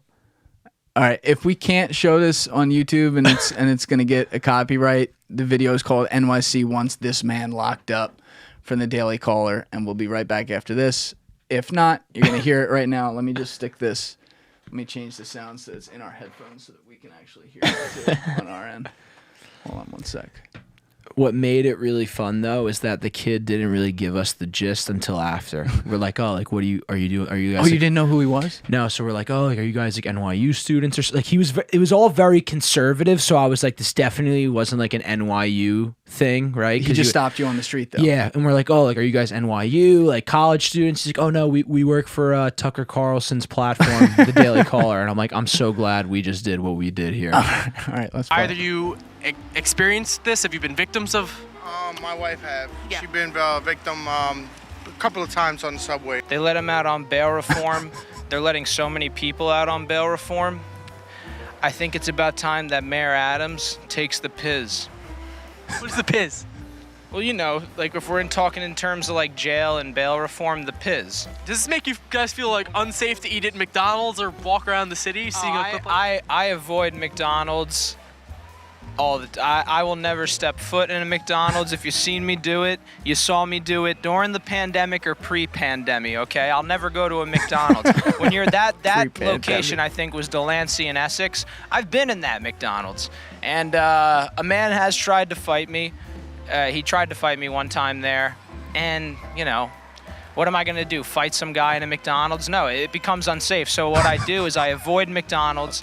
And I avoid 7-Eleven, too, because, again, I've been harassed for not taking the Piz properly there as well. So, you know. What did you almost get into a fight over? What did you do? There was a door on the side of the building that said, "Do not open." I assumed it was locked or something, and some guy was standing outside, and he was banging on it, asking me to let him in. And, you know, I was like, no, buddy, like, I'd f***ing walk through the front door. You could do it, too. Like, I'm not going to get out of line and do that. So he came in, he was like, why didn't you open the door? I'm like, oh, it says do not open. And then he was like starting shit. And then I told him to have a nice day, and he didn't take too kindly to that. He came outside. So it was me and two buddies. So I mean, listen, end of the day, 3v1 guys, he's getting the Piz. So he comes out and he's like, oh, I'll f*** you guys up. And we're like, hey bud, have a good day. And then I walked away and I felt sorry for him. Maybe instead of like certain people he was there weapons, too. Everyone. Imagine if everyone in New York was issued a knife. A hatchet. Let's see everyone go head to head with a hatchet. You know, because you're gonna question it like on the subway, like, oh, maybe I shouldn't whip out my hatchet because everyone else has a hatchet. And you can also put advertisements on the hatchet. It's just another means of them to, you know, make money through advertising. Oh, they probably love that. They probably love that. They're like, oh, same thing with guns, right? That's why I came in. I'm like, yeah, but it's a good opportunity for advertising. You could put advertising on the hatchets. Yeah. Oh, my God. Oh, Joe. I don't know, man. Tucker. I got to watch Tucker tonight. Welcome back to Tucker Carlson Tonight, ladies and gentlemen. I'm your host, Tucker Carlson. Lady at Stanford says you can't say You agree? Neither do we. We think that speech should be free for everybody. Don't agree with us? Didn't think you would. Noticed your hair was blue. Didn't want to ask you. Got the fucking cadence down. That's how it goes. The cadence is down. Oh, my God. He kills me when he laughs. I don't know who taught him to laugh, but it just reminds me of like an aristocrat just being like, that's what I'm saying. We just bombed another country in the Middle East. It's like More so money for me. stereotypical. That's the problem with it. Yeah, that's why, and then that's why people hate him or something. Like everyone's laugh sounds different. It's kind of a cool thing about humanity, and they all sound odd in a way. Like it's not. It's a very natural thing, but it sounds unnatural. But like then there's the people who like feed directly into. Like you would see that in a cartoon. That's how they would laugh. Or that, or like you're just like, oh, like this is how like news anchor laugh on TV. Yeah. Like you're just like, oh yeah, news. Right. Yeah. That's how it goes. Ugh. Well, anyway, Johnny, did you see a woman get raped in the subway when you were down there? Let's talk about the case, you know? Well, I do feel bad for her and her family. Anyway, over to you, Gene, and weather. You know, it's a terrible thing. Well, we got off the Twitter files stuff, and I want to make sure. Yeah, let's hop on. We don't bury that. So we talked about the Trump part, which that part was like, you know, it's gotten better as it's gone along. Now we're starting to get the stuff. I don't know how many of these things there's going to be. I can tell you the first like 4 or 5 when they were dropping them, I was like, this is a little disappointing. It's like there's nothing we didn't already know. But it's so. But like what I was saying earlier, it's like you got like the confirmation though. That's what was tough. True. It's like you knew it, you felt it, it sounded like it, but you like I feel like this has just been like confirming. Right. So let's see. The first part, I'm trying to remember them in order. The first part went through. What was the first part? Yeah, bring up that list one time. Today's episode sponsored by Essential. Oh, it was when like they were talking about like having direct access to like the Biden team and the Trump team. There was a little bit of that too, where they would send problematic things that they wanted taken down. Be like, hey, check that. Both an issue. And so again, like the people calling this out, they need to also recognize like this stuff Biden's team was saying was awful and should be called out. You also had a little bit from Trump's team. Now, we know Trump's team didn't really have any sway in there because, like, obviously, like, they don't like him over there. Yeah. So there is reason to be, you know, take that less seriously, I guess, in that case. But he was the president at the time. Either way, you should never have public individuals, regardless of what office they're holding or running for, being able to have any say over the happenings on a platform. And like I know the guy, the hell's his name, the former New York Times guy, Alex Berenson, who's suing Twitter right now. He's on Rogan like all the time. He, in his discovery for his lawsuit, part of the first lawsuit, they got the data that showed an email from the White House saying, what are we doing about Alex Berenson? And this is when it was Biden in White House. Right. Like the fact that you have the president emailing a speech platform, a publication, about what they're doing about a user who you disagree with, who was later, like his work was proven to not be fake news. Sure. Like he presented real data, whether you like it or not, like he did. And that's what the courts upheld. That's why he was reinstated on Twitter. It's like, that's terrifying. Yeah. So that's was Big Brother shit, dude. Right. Then when they got to like part 2 and then part 3, 4, 5 with Trump, but part 2 was like they showed the freedom of reach thing, which we kind of touched on. So they show like, I think it was like Dan Bongino, Charlie Kirk, and libs of TikTok were the examples they used who had their reach limited. And there's, you know, for a while, there was an argument, especially with libs of TikTok, where they got no assistance. All she did was just, and this is not the case anymore, but for a while, all she did was just repost videos. Sure. No, like that's it. She just post a video. And then they would blame her for reposting a video that someone publicly posted. Right. Which is like, that's crazy. Big no, yeah. You know, but then she got doxxed by Taylor Lorenz, who, I mean, that was breaking journalistic integrity completely, what she did. And she got no help for that. And Taylor Lorenz didn't get any suspension for that at the time. You know, so you didn't have shoe on the same foot. So then we see the Trump stuff, 3, 4, 5. And this is where I was kind of like, all right, this just, you know, I'm getting that confirmation you're talking about. I'm not seeing a ton that we didn't know. 6 is where it started to break a little bit because now they start getting to the FBI. Yeah, you needed the bombshell. And 6 wasn't a bombshell. It was still like underwhelming. But it showed the first ties is, again, we don't know how many of these there's going to be. I don't know if there's going to be 10 or 50. So who knows? Maybe they'll get worse. But you see the ties of the FBI having a very seemingly nonchalant line one relationship with Twitter to be able to ban whatever accounts they want. That's a problem. Yeah.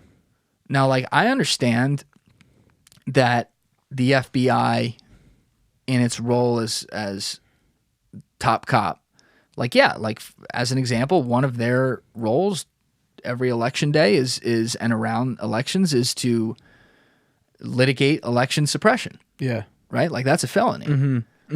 So I get that they have to use social platforms to look into that.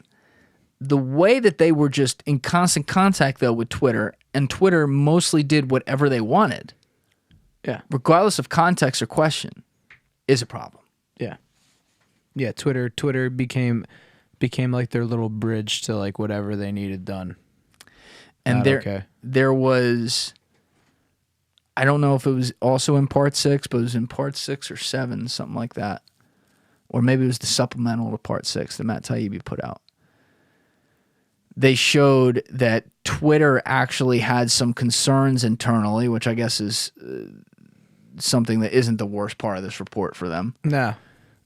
where they were getting questionnaires from the FBI on very specific, seemingly like foreign-related stuff, and they were concerned, and I think righteously so, that the FBI was acting as a conduit for other intelligence agencies who part of those agency stipulations is that they are not supposed to spy on Americans. Right. So you get like Mossad and shit. Well, yeah, I wasn't even getting there yet, but sure. But yes. the idea that like there's other foreign entities that now get to like pull the strings, and that's a big issue. That's the second layer. The first layer is literally ours. CIA, NSA, Homeland. Agencies, or I don't know if Homeland would be under that, but CIA, NSA definitely are. Yeah. They're not supposed to spy on Americans. Well, isn't the CIA not even supposed to operate on American soil? Or am I getting that wrong? Again, I'm an idiot. No, everybody. I believe you are correct about that. It's like a technicality. Like they're not supposed to operate on American soil. Not to go too far down a tangent, but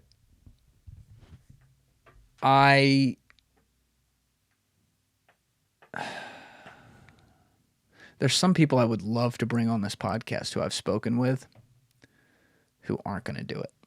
And I'd much rather for the sake of just like their professional. Yeah, I can ask when I bring Bustamante and Lawler on, I can ask them about this, but I didn't hear this stuff from them. I heard it from other people. Wait, directly knowledgeable. But what exactly? The CIA does have, the way it was explained to me, and you're just gonna have to take this because I don't have the guy here to say. Are you it. like So you're take saying? But are you gonna say like it's like they have like a certain jurisdiction? No, well, so kind of. Their jurisdiction, I believe, is what you said. Unless I'm blanking, it is they're not supposed to have any operations regarding Americans on our soil. It's supposed to be all foreign related. What's been told to me is that they do have missions that involve Americans, but the way that they're able to legally get around it is tying it to foreign perpetrators. And the examples that were given to me were very real. And I got to tell you, the CIA is like this controversial thing to talk about now. And I'll call out shit they've done wrong in the past. They are far from perfect. They've done a lot of bad shit. And I think any big government entity for that matter. Exactly. And like they are very necessary. And the examples I heard, it's a slippery slope. And that's the hypocrisy on my end here. But the examples I heard, fuck yeah, I'm glad they're on that. Yeah. Like, I'm not saying it's clean. I'm not saying it's not a scary precedent in some ways. I'm not saying that. But like, you got to balance out. Well, I was just gonna say, like, dude, isn't like all good detective work a little dirty? Just a little. Just a little. I think of the fucking like noir movies. It's like you got to break a few eggs to make an omelet. We're gonna waterboard a couple of guys because guess what? That's might the problem. we might have waterboarded those guys, but we brought that young girl home. We brought her home.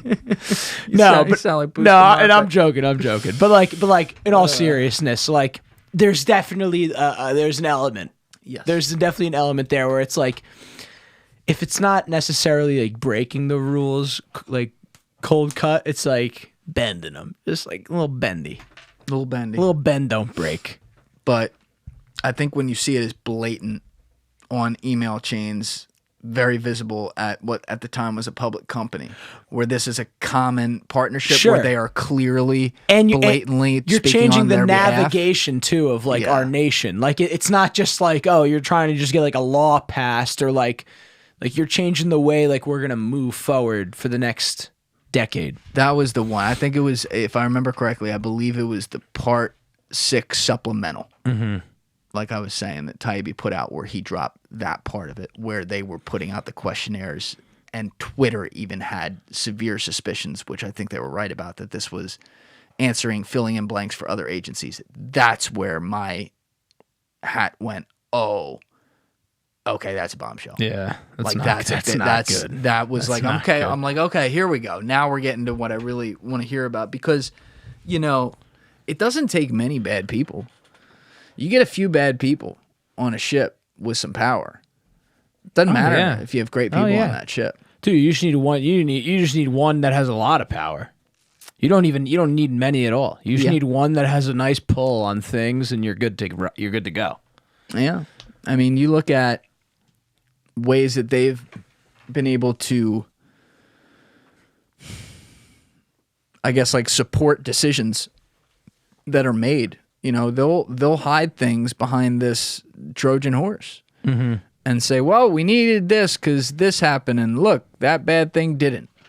But then here's all we're going to do. What about all the things that can do? No, don't worry about that. Yeah. You know, Well, that's the way the art of deception plays into all this shit, man. That's like the story as old as time. Whether you read it in a book or watch it in a movie, the most powerful and the best at their job are going to use that same art right there. such is human nature. Hey, man, go back and look at even 9/11 Patriot Act, dude. Yeah. There you go. Yeah. There you go. God, that was Dude, we're brilliant talking marketing. earlier today about acting out of emotion. Talk about the greatest example. Yep. And warranted, too. You know, I was super young, so it's like I can only put it into like a certain way, but it's like warranted. If I was a 20-year-old adult at that time, it probably would have been a whole different ballgame. So you could say in a situation like that, you gave them an inch and you'd be okay if they took a mile. They didn't take a mile. They took fucking 10,000 miles. Oh, dude, yeah. Like, That's the problem. oh, for sure. And then you could even argue that like this last phase of like things that have happened was like, it was like that was like one step, and now what just happened the last few years was like step 2 or step 3 or step 10, whatever it is, you know? Yeah. But shit, I ain't gonna put that hat on right now, motherfucker. I ain't gonna put that hat on. Oh, you know what hat I need you to put on? What's that? I need you to put on the hat about our dear friend SBF. Dude, I was waiting for it, dude. That piece of shit I saw today, he's out on $250 million bail. 250 million. He beat Rajaratnam, no longer holds the record for financial guys. Good. Because you know what? Because he didn't deserve it. I think Buddy deserves it a lot more, Yeah. SBF. Dude, Holy what a shit. fucking piece of shit. And you want to know what I hate most? And we're going to put it on record, and this could even be the thing that sets it off. Guys, the reason I haven't gotten funding for my feature film is because of this piece of shit, SBF. Come on. No, I'm kidding. But it doesn't help. Who wants to invest money in anything? Who wants to invest money in anything, let alone an independent feature film that's probably not going to strike you a profit? Oh, SBF, you piece of shit. There's I'm visiting somebody in January who knows him, Personally? yeah, pretty well. Wow. And Is there going to be any content made when No. you visit said person? no. All right, and so that's, then, and all that's right. precisely So then why I real want to quick, talk with him. Real quick before you even move forward. Can we just talk about how fucking long this all took? Oh, to get him here? Just everything, yeah. Yeah, To even get an arrest. bizarre. Bizarre as fuck, dude. To me, you know, this is one of those where it just feels like an intel op. If yeah, like theater. It's not political theater, but like that idea. Like it's very theatrical. Yeah. It's an intel op. They, first of all, yeah, itch that. Yeah, rub it out. We talk about this in the Stanford example about how it's almost like they know they can get away with shit, so they just troll you now. Yeah, and they'll still do it. That's what this felt like from an intelligence standpoint, because this kid is a moron. There are 3 brain cells upstairs on a last chance fucking power drive on the Boulevard of Broken Heroes. That is what's going on up in his head. All right. Great way to put it. This is not this dude. He probably got through MIT because his fucking parents know everybody. And, you know, I'd love to see his course. Like he almost has the potential, you know, like it's like he has the potential, but not fully on it. Like he's not there. No. Yeah. Like, yeah. And it's funny because I was watching an old interview with him. This is in like September. And I had been specifically looking for it. Of this year, you're saying? Yes. Okay. Because what happened was I saw another pop-up of that old Brady video from earlier this year where Brady's like, Sam, where'd you go? And then I'm like, I'm looking at this and something about the kid, I'm just like, I don't get it. Did your autist senses start tingling? No. No, I'm kidding. No, I won't give him that credit. I'm kidding. Like, he just literally... He's just a dumbass. Like, he felt off. Yeah. And so I went to watch an interview with him, and I might have gotten through 35 minutes of it. Like, I couldn't even get through it. I'm just like, is this kid dumb, or am I dumb? Like, that's what I was wondering, if he was so smart that I'm dumb. Yeah. Because like, you're considering like what he's doing and building and controlling and like at the forefront of, and you're like, oh, he has to have some sort of sense. He was making little to no sense. He seemed completely unsure of what he was saying. And like, you know, he obviously looks exactly like the kid who gets shoved into lockers. Sure. Who usually is smart. Yeah. But it just didn't feel that way. And then you see all this shit happening. And the moment where I was like, okay, the fuck is going on here, was 2 things happened at once. It was like a night, and then I think maybe during the same night, $300 million got pulled out after the blow exchange. up, right? God knows where that went. And then he started tweeting out one-word tweets to spell out like what happened. Yeah. And I'm he's like, trying to be like cryptic about it. And then he does a softball interview with the New York Times where... Are you talking about the panel or the interview? Because that motherfucker, he was on that panel too. Not the panel. That shit was crazy as well. That shit was crazy, but he did a softball, and this was early on, before he was talking to anyone. Oh, the puff piece, the big puff piece that everyone was like... And the guy, it was written like someone who's like in the middle of like a hard climax struggle moment, but he's going to make it out. Like, they're rooting for him. Yeah. And at the end, the guy asked him, he's like, and then I asked him about what this cryptic tweet, he's been sending out one letter at a time that stands at WHATHAP or something right now. And Sam goes... I haven't said anything, or like, it's time. And he goes, I'm just figuring it out as I go. And I'm like, what is wrong with this person? Yeah. Like, you just perpetuated what appears to be genius. Well, seriously, like, you would hope, like, what he's perpetuating, you're like, dude, like, this is genius. You're creating, you're innovating. All I'm saying is, if he's getting bailed at his parents' house, if he's found dead in his parents' house, I give up on society. Yeah. If he's found dead in his parents' house and people aren't, and I hope he's not, I just want to put that out there as not an intention. I hope he's healthy and can stand trial and answer for what appear to be his crimes, alleged. But if people aren't up in arms after that happens, I may just give up on society. Well, my issue is that people aren't up in arms enough. Like, enough. Sorry, I butchered that. It was that little bit. No, of no, Four I got Roses. you. People are not up in arms enough over this whole thing. It's weird. The whole thing has just felt so weird. Because, like, you think about, like, Bernie Madoff. That shit was, like, an explosion. Like, an explosion, dude. I was still, like, pretty young. It's, like, even when you look back on it, when, like, I was, like, just, like diving through YouTube, it's, like, dude, shit was, like, it was the center of the universe when that was going on. Yeah, and then this kind of just felt like it was, like, a big story for a couple days, swept under the rug for a few weeks, came back, went out, came back. It's weird. It is weird. And the mainstream media, it's like a joke how they've written about it. They write nicely. I think that's only because of, like, all the ties with Ukraine. It has to be. What, his ties with his the whole... His funneling of money to the Ukraine. How much money did he even get there, though? Millions, dude.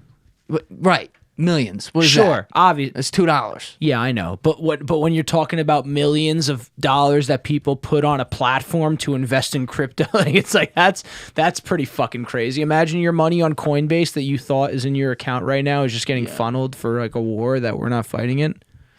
It's our ally, but still, it's like, yeah, that's crazy talk.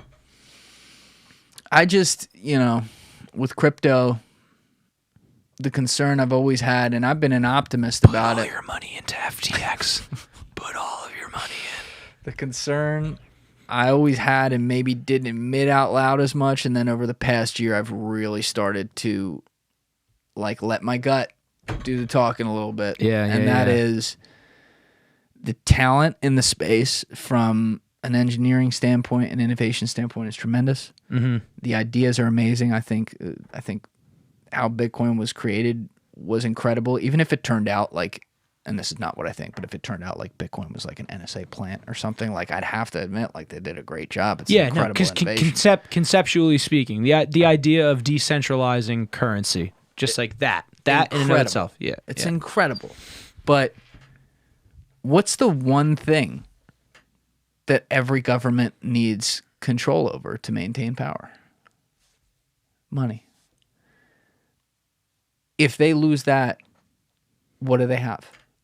So they are, and this is every level of it, and I am including people who behind the scenes may be thinking this and may actually be good people in government, but convince themselves that, like, oh, this would be very bad because then the good people like me couldn't even be here to help. Right. Right? No, they lose everything. They get on the side with, in this case, the bad people behind the scenes who are like, yo, fuck the people taking this power. That's our power, right? And they're united behind this almost like involuntarily, right? Yeah, and then you're dealing with people of, like, the Silicon Valley stature, which, if we check the logs on that one, my friend, they've always been very notorious as to working with said people. So everyone is going to be incentivized from the government standpoint to not see this work. Yeah. What better way to blow up the system than create a complete and total idiot? Like a literal idiot. Take a patsy. Take a patsy like this kid. Make him an asset. Make everyone believe he's a genius because the crypto bros keep pumping it and saying and convincing themselves that he's a genius. Yeah. And then reveal it for what it is at the end, which this kid is literally a fucking moron. Blow up the system in the meantime and make everyone lose any shred of faith in an unregulated system that the government doesn't control. In that case, I say, PSYOP. Hey, hats off to the government. Great job. Like, you guys did awesome. It's a good op. It's a good op. It's a really good op, guys. Guys, that was good. I mean, am I off base? No, not at all. Like, you can't rule anything out as fully impossible, especially nowadays. So it's like when you, like, lay it out like that, it would make plenty of sense. Like, you would look at it and be like, yeah, that makes sense. I just don't know how. I want to make sure he is healthy and sees trial, gets his, what I view will be a guilty verdict and punishment for this, and we actually get facts on it. I'm just not hopeful that that's how it's going to go down. No, I agree. I do. I really, really, really, really, really hope for like some like solid transparency and some answers. Because if not, like you said, this is kind of just going to topple over that whole entire sector, which I don't want to see. No, Because folks, I got some of the egg in there. you know what? I got some, not an FTX, but I got some of the egg in The crypto. nest egg. We want to see this thing through, guys. We want to see this thing through. Do I need to pull up your NFT again? Oh my God, No, remember that? I'm not pulling that. You know what's funny That's the is worst thing I've ever I seen. never wanted to hang myself so bad Yeah. that day. You know what? I support you and your feeling there. Thanks, dude. That I wasn't appreciate great. you. It was. You It got a wasn't lot of good. great work. That wasn't your best work. No. That was like a Hunter Biden art collection. Well, no, no, you son of a bitch. That, you know what that was? That was me seeing the market and taking advantage. that was during the crypto bubble. That was during me working at home during pandemic, and I was like, dude, this NFT thing's crazy. I saw some guy buy a cube today for 5 ETH. We're gonna make this fucking smile one. I'm gonna add a little haiku that I wrote into it, so it's like a poem and a picture. We're selling this for 10 ETH, at least 10 ETH. It's still how on the much did he market. get It's still on the market. We just haven't sold it yet. We're actually at a loss. improper We're marketing. actually at a loss because we had to pay like $98 in gas fees to mint it. So, but hey, you live and you learn, folks. That's why it's so funny, dude. Is like I said it before. It's like that's why it's so funny. Like going to try and like pitch a movie to someone. It's like, hey, you want to invest this $100,000 into this production, this project, and they're like, buddy, you heard of Sam Bankman-Fried? Take a fucking walk. They're scarred, man. I'm like, the only similar thing with this is that you're not going to make money. That's exactly it, folks. oh my God. Crazy, man. Oh, how did we get here? Feels like just yesterday was the Robin Hood crisis. Who cares? Who the fuck cares? They already made a movie on that. We were going to get here whether we wanted to or not, dude. That book came out within 7 months, the documentary within 12, and it's like ancient history now. That shit wasn't even 2 years ago. No one talks about that. Fucking wild. I still have a Robinhood account. I do too. So there you go. Yeah. You would think if there was any sense in any of us, we would have said close the account. But for whatever reason, Too you're much just effort. Like whatever. Too much effort. I haven't even unsubscribed from emails. I still get the emails from them. The least I could do is scroll to the bottom and unsubscribe. God damn. What is the big takeaway you think at the end of the day when it's all said and done with these Twitter files, with everything? What are we going to actually gain through all of this? Julian Dorey. I would like to say clarity, but clarity can't be fogged. I mean, not to sound like Captain Fuck Obvious here, but it has to be clear. Yeah. That's literally the definition of the word. And the problem with this is that you have these things coming out. And again, I told you now it's starting to look like it's maybe getting somewhere where it's like, oh, this might be a bombshell, right? Which means there could be more to come. And I'm hopeful about that. But in the middle of it, you have all this drama and all this attention that he's putting on himself and getting all political and being some fucking, Reddit bro on Twitter. And it's like, that's best term to use. Elon, shut the fuck up, please. Just shut the fuck up. Build your shit. You're going to do a great job building your shit. Let everybody talk. Don't ban accounts. Don't ban Jack Sweeney. It's public information, you moron. And he's not a moron, but that was just a moronic, Right. It's literally like you can get that publicly. Yeah, but Jack, it could take an average person to literally just be like, this is stupid. Jack went on my buddy Danny Jones's podcast Concrete in March or April. And if I remember correctly, I think he even laid out on there like how you do it. Anyone can do this. It's available on all the other networks. So like when you're talking about when you start taking shit personal and doing stuff like that, and the worst part is he's getting contradicted by tweets he wrote in the last year. This isn't even like, something he wrote like 2 years ago or whatever. What's that one account, the L's of TikTok or L's of, you know what I'm talking about? Yeah. Where they post the two screenshots. Yeah. It's like the posting the L's. Yeah. Right. I know what you're talking about. Like they put him on that account with tweets like a week ago or 2 weeks ago or something I saw. Because it's getting that obvious. And like there are people who are probably rooting for him to do well here. Which kudos to them for calling it like they see it with that. It's just we need him to stop talking. We need him to do the building, and we need him to do open building. And guess what? Some of those polls I think are great, by the way. But then, like, I saw one the other day where they started trying to argue for just blue check marks should be able to vote. And like it was the right wingers arguing it again. And I took my hat off for a second. I said, like, okay, dude, imagine this 6 months ago and it was the other side. Yeah. This would be war. It would be war, dog. And he's sitting there going, good point. I'm like, yeah, that's no good. you know, That ain't for the cause. who's the one guy who's great? The Crystal and Sagar put out some fire from tweets. Boiling Yes. Point. Yes. Is it boiling or breaking? Breaking Point. Breaking Point. Yeah. But he put out like some great tweets analyzing some of this, and he's there. One of them's liberal, one of them's conservative. He's the conservative guy, on there, right? And so that carried even more weight for me, seeing him put this shit out. But he seems to be saying in a much more coherent, better way than I have what I'm saying, which is shut up and build, and let the platform dictate how people beat down bad speech. Yeah. Let us beat it. Yeah. I was going to say, he's been very consistent. Yeah, Just I because, love like, that. I follow him, and I feel like there hasn't been a single time since this all happened where, like, it's been, like, out of place. Like, he's been very on the money, in my opinion, at least. And another one of Rogan's guys, this one from the left side, Kyle Kalinske, people were posting screenshots of that. He's been unbelievably consistent about this stuff for years, saying like, hey, you have a choice here. And I'm going to quote this wrong, but he was basically saying like, you have a part of the platform that's all go, because you can't have people deciding what does and doesn't. Right. You know, like, do people want to see it turn into 4chan? No, No, I don't really even obviously know not. what 4chan looks like. I've been on there twice in my life, but I can imagine just from like screenshots I've seen, whatever, like, it's not pleasant. I don't want to see that either. Yeah. Right? It goes back to the bad user experience, as you said earlier. I'm gonna get killed. Bad for that. user experience. It's bad user experience seeing this. Yeah.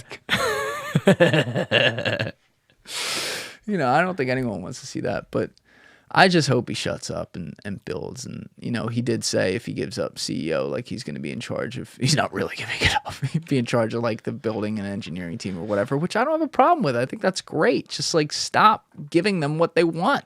Stop giving the worst people what they want. Do you think, though, if we do see clarity on things, do you think it will really matter in the grand scheme, in the big picture? The only way it will matter is if things happen that I never want to see happen. If we have severe crises, I mean, let's put the word on it. If we have war. Yeah, like revolution. I'm not even talking about here necessarily. I'm saying any kind. Abroad, and not to play it down at all, but no, not like in Iraq. I'm talking about like your quote unquote world war or something like that. It will could take, and I hope it doesn't, but it could take people seeing unthinkable things to start to realize that the shit they're bitching about and arguing about is some of the greatest waste of time ever. These people that sit here and fight these culture wars, there's a reason they use that word. I said this but earlier. there's a reason it exists too. We talked about that too. That's divide and conquer. Yeah, and it pays. Yeah, The division pays on all levels. Yeah. Yes, exactly. So like they're incentivized to keep that going, but those people, you know, part of the reason they get in that zone is because there's something about humans that if they don't have a major struggle over a long period of time, they yearn one. And then they'll look for it wherever it is. You know, That's a good point. It's just, look, we've had, Vietnam was a bad war, and it did have a draft. There were a lot of people there. Since then, we haven't had a draft war. The wars we have had are awful. They're war. But war changed, and they were also on smaller land zones, right? Now, Vietnam wasn't, but compared to like World War II, you know, they were different, and they didn't affect the everyman. I wasn't worried about being enlisted to go to Yeah, war. exactly, Right? yeah. You weren't worried about You signed that. up. You sign up for the draft. It's like a big joke now, and like it's like, oh, I got to sign up for the draft, but I'm never like they're never gonna draft me. I don't even remember doing that. I must have done it because You did because you registered to vote.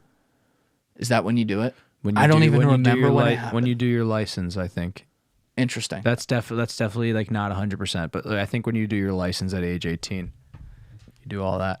Great. All right. So I didn't break the law because I know I did that. But, you know, that's the point. Like, it's never even a word. Yeah, it doesn't matter. But, like, it's a formality now. past generations, it was an expectation and it was always delivered. Something came to the doorstep and they had to do it. Yeah, And, it was you know, frowned upon if you didn't do it.